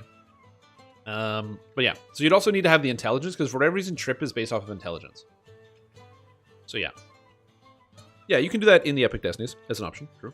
You can also just play with other people with trip. You could just use Dire Charge as well. That's also an option. Just going to take tactical training because I can. I'm just trying to get out of here. This is not a real build, by the way. I will be doing the real full build tomorrow. So tomorrow will be the full day of playing around with Dragonlord and all the tools that's in the kit. Today I'm just like literally bug testing and looking for bugs. I'm searching for the bugs. I'm gonna find everything that I can that's like broken or doesn't work. Oh, you don't have to take the weapon focus because you're not a Kensai. Oh, that actually saves you a lot of points. You're still gonna probably want to take them because they're good, but you don't have to, which is interesting. So you can take like Stunning Blow or something else, which is really, really neat. You can take Slicing Blow. Whoa! Anyway, yeah, just grab Slashing Weapons. Call it a day. Just shove monsters to the ground instead. True. Why do I have to trip? Why can't I just shove? Why can't I body slam? Where's my full body tackle? You know, where's my you know, sprint and tackle effect? So I took blue, so I'm gonna grab blue here. Harder without the pictures. So +1 tactics DCs is good. You're gonna take both of these lines every time, so that's powerful. And then here, probably taking just straight up double strike, although strike through is also nice. They're both good effects, but you're probably taking the double strike. Tactics DCs, Dragon Protection, what is this? Armor, Action Boost Haste, and Dragon Slayer. You're probably taking Action Boost Haste here. Do grab that. Dragon's Roar is great. You want the Strength Trance, because that's pretty great. You want Battlefield Tactician, because that's great. You want Dragon's Protection, because that's pretty great. You're going to want to take Battlefield Tactician, which is good. You can probably skip on Lead the Charge, but 50% charge cleave? Wait, is this a cleave? No, it's not. It's not a cleave. It's just an attack. So then we go Tactics DCs, Divine Protection 4, probably cap off on Strike twice. And yeah, already feeling pretty good about my points spent in the tree. Also, you have the Reckless Devotion, which buffs people. This increases the power of my auras. Now my aura gives +4, I believe. Or +4 tactics DCs. So just to make sure that that's actually functioning. If I go to my bonuses, tactics DCs, trip, I'm at 11. So I get 1 here, and 2 here. So that's 4. I also get 5, 6, 7, 8. And I took the feat. So I have 1 extra that I'm not sure where I got it, but I do have 1 extra from somewhere. The first one? Oh, the first one. Yeah, the first one also gives it. So 11. So I'm +11 on my DCs. So right now, with no items equipped, just standing around naked, my Improved Thunder is DC 30. Wow. Usually it's very hard to get your Sunder high enough, but I'm a naked Dragonborn, and that's a 30. By the way, for those of you that are like, dude, that's way too strong. The DC is base 10, so it's very hard to manage. And this ability is going to be very hard to get to work at level cap. So if you're like, oh, this is overpowered, there's a reason why people don't use a lot of Trip and Sunder at endgame, because stuff like Dire Charge starts at a base 20, which is literally 10 points higher, which is way more usable. Also, this is DC 10. I thought it started DC 14. In fact, this is definitely DC 14. Yeah, this is DC 14. So I don't know why this says 10. That's a typo. So I found an improved Sunder bug. But yeah, it's definitely 14. So I have 5 plus 11 is 16. And 16 plus 14 is 30. So it says 10 here. So that's actually, I found a bug. Improved Sunder feat. DC listed as 10 base, but it's actually 14 base. That, I don't know how old that bug is, because Improved Trip listed as 14 base, so that's interesting. Also, I love the formatting of the new tooltips, by the way. Yeah, it's a fighter archetype. It's very cool. So I love the formatting of the new tooltips. So then in theory, I need to get some of my equipment. Give me my Dragonlord equipment. I don't know where we get the Dragon Lord outfit. Maybe it comes in like the new update. I don't know. Amount of clothes you're wearing? Probably. Oh! Dude! Look at that! My aura's lightning! My aura has lightning on it! Because I'm a blue Dragonborn! Okay, that's really cool. So there's just lightning pulsing under my character. I wonder if it changes if I choose acid. Okay, hold on. I need national shards. Yeah, it takes in. Is past life gnome? Yeah, it's +1 to damage with melee weapons and plus something else. Oh, I should get the link for people that want it. To learn more about this land of dinosaurs and danger. I'm gonna look through all of it. It's here. Stream needs changing. Yeah, maybe not. Yeah, look, there's like lightning bursting out of it. Oh, that's so cool. Okay, the visual on this is very cool. I'm stoked. Oh. Does Triple Sunder strike through? Yes. Oh. Yeah, look! It's based on the element. So what'd this guy pick? Direct Status Instinct? Okay, so... Oh, that's my buff that I put on them. Is there another Dragon Lord around here? Oh, but they didn't turn on anything. Yo, but his runes are different than my runes! It's Matrim! With different runes! Whoa! So we picked different auras, and I can see that we picked different auras. That's cool. That's really cool. Okay, so we're going to test a couple things real quick before I respec the aura. No, same runes. They literally look entirely different. You have to be actually legally blind to not notice that they're different. I don't know what to tell you. Check your doctor. Check with your doctor for some eyewear. Okay. Hey, bub. Yo, give me some points. All right. So let's... I need to test something here. Give me a weapon. Great sword. Great sword. Perfect. I just bought one of the DDO sword because I can't be bothered to find one anywhere else. Okay, so here is a great sword. Hey, it's the great sword from the picture. Nice. Let's see what the imbue looks like. Dragon's arms. Okay, so it does not look like there's a visual representation of the imbue, which honestly, there's already visual clutter on here, so that's fine. My Sunder should deal damage to targets. Let's see if it does. Okay, so it does deal extra added lightning damage to the enemies. There's 2 numbers here, which is confusing. It shouldn't do 2 numbers. Yeah, why are there 3 numbers on that? It just says electric, electric, electric. Oh. This is probably the conditional not working here, because this is just doing electric damage if they're tripped, even if they're not tripped. So the conditional on this is probably just still proccing damage, if I had to guess. So it's like this is here, and then this is the conditional. So that makes sense.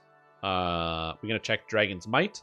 So see if this functions. So my DC is 30. Press the button. My DC is now 32, which is what you would expect. So that makes sense. And then we have Reckless Devotion and Dragon's Roar. So Dragon's Roar, if I press this button, I go roar, and everything is now dazed for 6 seconds. And it doesn't break immediately. Very cool. Dragon's Roar, very, very, very, very, very, very cool. And now we have Reckless Devotion. So that's on this person. So I go Reckless Devotion.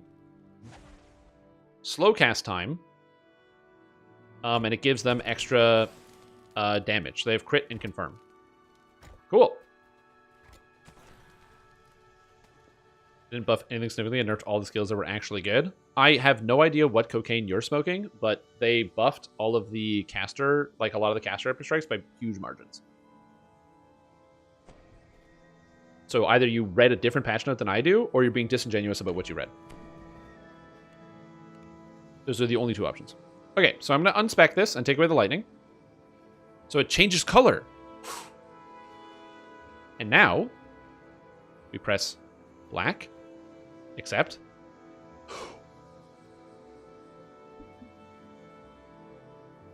Look at it.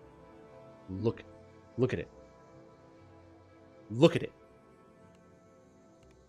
Oh. Okay. It's got bubbles, but that one was less exciting. The black was very cool. Black was very cool. Okay, so the poison, it just needs to be amped up a bit. This is great. This is great. And white dragon. Oh, it's got the snow blizzard. Oh my god. Very cool. Okay, so visuals, I like that. World of Warcraft Orc Dimension, yeah. So the poison needs a little bit more like oomph. It's barely visible, but everything else looks great. Everything else looks great. Big fan. This spec loses Kensai? Yeah, there's no Kensai with this. Yeah, you get Dragon Lord and you get Ravager instead. So yeah, very, very cool. And yes, I am checking out the Dragon Lord. I did find 2 bugs, if you want to notch these ones down. First, it's just Untouchable Soul. It says you have displacement. You do not. You have lesser displacement with this. So that is just needs to add lesser in there. Because for me personally, I think syntax is important. Displacement does not give you 25% concealment, gives you 50%, and lesser displacement does give you 25%. So it should say you have lesser displacement. And the second is Battlefield Technician's conditional appears to just be working all the time. So if I hit a target with my sword, I do. I have to turn on. I have to actually spend. Oh, you have to spend the points in the tree to actually get the effects. Whoa, that's crazy. Did you guys know that? Keep going. Come on. More points. Go up the tree. There we go. So if I take this and I turn on Draconic Arms, you can see that when I hit a target, it does 1 cold. And then when I sunder, I get 2 extra numbers. And I get 1 number from this one, Battlefield Technician. But then I get another number from this one, even though I don't have the conditional met. So that is also a bug, just like easy find. You know, it's just proccing all the time for some reason. I do not know why or how. And then I found an unrelated bug just in Sunder, which is that Sunder says DC 10 as its base save in the text, but the DC is actually 14. And Improved Trip also says DC 14. So this is just I have no idea how long this text has been wrong in the game. I'm going to be honest. I haven't tried to use Improved Sunder since 2006. So yeah. Wait, there's no flunk on your Sunder? Is there? I don't see it. Am I Whoa, what's going on here? Hello, blind man. Is this better than Kensai so far? I don't know. It's been like 2 hours. Yeah, I don't see that. Trip? Oh, there's like a little fog that comes out of my character, I guess. So yeah, I guess I saw that. Is there fog here? Yeah, there's nothing here, but I think there was some fog on the trip. Let me try trip again. Yeah, so there's a little bit of particle on the trip, but not the sunder, it looks like. Or it's on my weapon and you can't see. Actually, I think it is coming out of the hands here. I think it's coming out of the hands.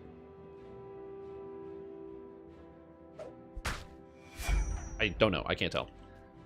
Can you rage? No, you can't. New mega spells are 46% of old damage. Breath itself is 39% of its old damage, so now everything is so much worse than best one before.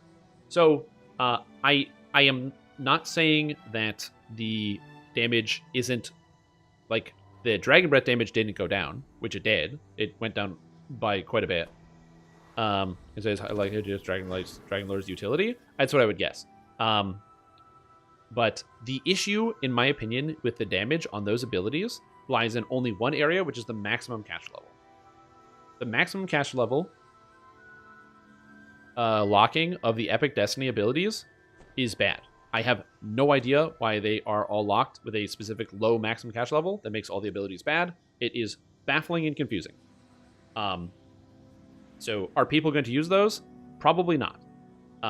They're probably just going to stop using them entirely. If those abilities actually have their maximum caster level be removed, they will be better. Right now, you have issues where the Epic Strikes are just strictly worse than the spells that all of the classes can cast, and it is confusing to get spells that are worse when melees don't have that. Melees get Drifting Lotus, a triple attack that does crit and also stuns, which you don't get in Heroics. They get the Shadow Dancer Epic Strike, which is 50% bonus damage and extra crit and threat range and multi, and it applies a buff, which you don't get in Heroics. You get Adrenaline, which you don't get in Heroics. But all the caster abilities are just worse than the abilities they literally already have, and they are weird downgrades. Yeah, they're cheap, but they're just like weird downgrades. So yeah, it is weird, and I have that in my review of what I want there to be to like fix some of that. But yeah, the maximum cast level means that it's just kind of worse, and it is probably going to exacerbate the problem that endgame characters have, which is that casting spells is going to get probably a little bit worse in terms of the direct damage. So SSG might be going into a phase where they want to push casters into more utility focus and kind of move away from damage, like as a concept. They want casters to be more utility, and they want the damage to be more on the melee and range characters. I don't know in terms of like the actual direction of how they want to take the game, but that that is definitely a bit of a direction that they seem to be going. But again, that could also be the direction, right? A lot of video games kind of separate their character classes based on different types of delineations and how they want certain things to work, where they want like melee to do the most damage or range to do the most damage or something, so that could be also the thing. Yeah, it means monk buffs soon, yeah. But yeah, so overall, Dragonlord, it's very cool. Epic Destiny changes. By the way, for the record, I tested out a bunch of the Epic Destiny changes. I actually like a lot of them. I think a lot of them feel pretty good. And I'm very interested to see how some of the changes shake through. If you're wondering, did we review everything? Yeah, I already did go through and review all this stuff. Positive energy and good vibes. Thanks, Deadshot. I appreciate that. I did already go through and review all of these things. So if you want to get a look at that, we'll be probably taking a more in-depth look tomorrow. I would love to keep looking today, but SSG does this terrible thing where they schedule Lamania releases for my Dungeons & Dragons Day, which is every 2 weeks on Tuesdays, which is just terrible because it's Dungeons & Dragons night tonight. In fact, I have to go play Dungeons & Dragons because I'm the Dungeon Master. So everyone's relying on me. I got my books and my maps and I got everything right here. So yeah, we're going to have to do that. So more in-depth analysis will be coming out tomorrow. I have a YouTube video out for tomorrow morning, so you can check that out. And tomorrow, during the day, I will spend the entire day playing the Dragonlord in its entirety. We're going to be testing everything. We're going to be leveling. I'm probably going to start at like level 5 or 6 and try to do basically an entire past life in a single day. See how the Dragonlord feels and how it compares to the regular fighter experience, which is a big thing. However, I will say this. I want to add this challenge because this was a big thing to me. There was the range change to the game where 2 abilities, and some of you might not have seen this, where Scattershot, I don't know where it is. Where is it? Ranged. Yeah. Scattershot and Pin have been made to be AoE. So these 2 abilities, by the way, Scattershot being AoE works exactly how I wanted Scattershot to work when it was being designed. It is so satisfying to press. Before, Scattershot, you would press it, and most of the time, you'd get 1, maybe 2 shots to actually hit. Now you press Scattershot, and it actually just hits all the enemies. It is so unbelievably satisfying, and I love it. So, what I would love to see, and this is my challenge to the developers. I'm going to post this formally somewhere, but give Arcane Archer Fireball Arrow, which is an arrow that it shoots out, and it does exactly this. It's just an attack, right? It adds maybe a little bit of fire damage on your shots. And it plays the Fireball VFX when it lands. So just load that VFX on there when it lands. And I will play ranged over Dragonlord when it comes out. Because Fireball Arrow is one of my favorite parts about Arcane Archer. Arcane Archer and Pen and Paper, you can enchant your arrows and then fire them to do things. And you can shoot an arrow that does a fireball. It's a classic Diablo 2 ability. It's a classic Pen and Paper D&D ability. It's an Arcane Archer ability. It's in fucking 5th edition Arcane Archer. Fireball Arrow. Just do exactly like Scattershot, and then give it the fire thing. Please, please, please, please, please, please. You could play a Dragon Lord with Fireball Arrow. I don't know. But why not Elemental Ball Arrow based on your imbue toggle at the time? Look, you're thinking big picture. I just want Fireball Arrow. I don't care. I don't care. Give me Fireball Arrow. Anyways, that's all I have. So thank you guys for watching. It's been a fantastic time. We'll be back tomorrow with the full review of Dragon Lord and everything else. But I'll get you a video that will go over the major changes, what you need to know, and what exactly is happening, so you can get a good experience with that. I don't want to jump off here, but I got my D&D game to go run, so we will be back very, very soon. Please enjoy your evening, drive safe, and do well. Keep warm, everybody. I don't know where you are, but where I am, there is a lot of snow on the ground. It is still snowing currently. It's been snowing all day, so I'm probably going to have to go shovel again tonight. Oh, yay! And it's gonna be delightful, and it's also cold. I love that. Look, Bobby, just because you live in the Arizona desert, which means there's no snow whatsoever and no life whatsoever, doesn't mean you can insult me with your 55 to 75 degrees Fahrenheit. I'm so jealous. We should build a tunnel. I should build a big tunnel to go from Arizona to my house and steal your heat. That's a good idea. Anyway, as I said, tomorrow we will be back. And I'm going to be doing a full TR of Dragonlord. So full TR, one sitting, Dragonlord, examining the whole thing. If you want an endgame analysis about how this stacks up in terms of the endgame DPS, there'll probably be some nerds posting about it on the forums. But yeah, I'm going to be Dragonlord. Oh, actually, one more thing. I'm going to say this. It's the last thing I'm going to say before I take off for the day. You might have read some of the changes here. And I'm going to reiterate the same thing that I said yesterday to everybody. Let's say you looked at some of the changes, and you're like, wow, this is cool. Dragonlord, wow. And you look at some of the other changes, and you're like, I don't like Dragon Breath from Draconic Incarnation losing 60% of its damage. If you have feedback for the developers, that's what the forum threads are for. I've linked the forum thread in the chat as well, so you can always go ahead and look and read them and review. But please do me one solid. When you leave your feedback, just don't be a dick about it. It's so easy. Just say, oh, I liked how much damage my Dragon Breath was doing. It should do more damage. Or whatever it is. Don't say, wow, I can't believe you guys nerfed Dragon Breath. Can't figure anything better to do with your time instead of just buffing the other spells to be like it. Those things have similar ideas. You want Dragon Breath to be doing more damage. One of those is really mean. The other one's not. Just don't be a dick about it. Post your feedback. It's great when people give good feedback about stuff, but just don't be a jerk about it. Because if you're a jerk about it, people aren't going to read your posts. It's really easy. I want to inspire positive criticism, and not positive as in don't be critical of stuff. Positive as in, just don't insult people or their intelligence, because that has nothing to do with the video game.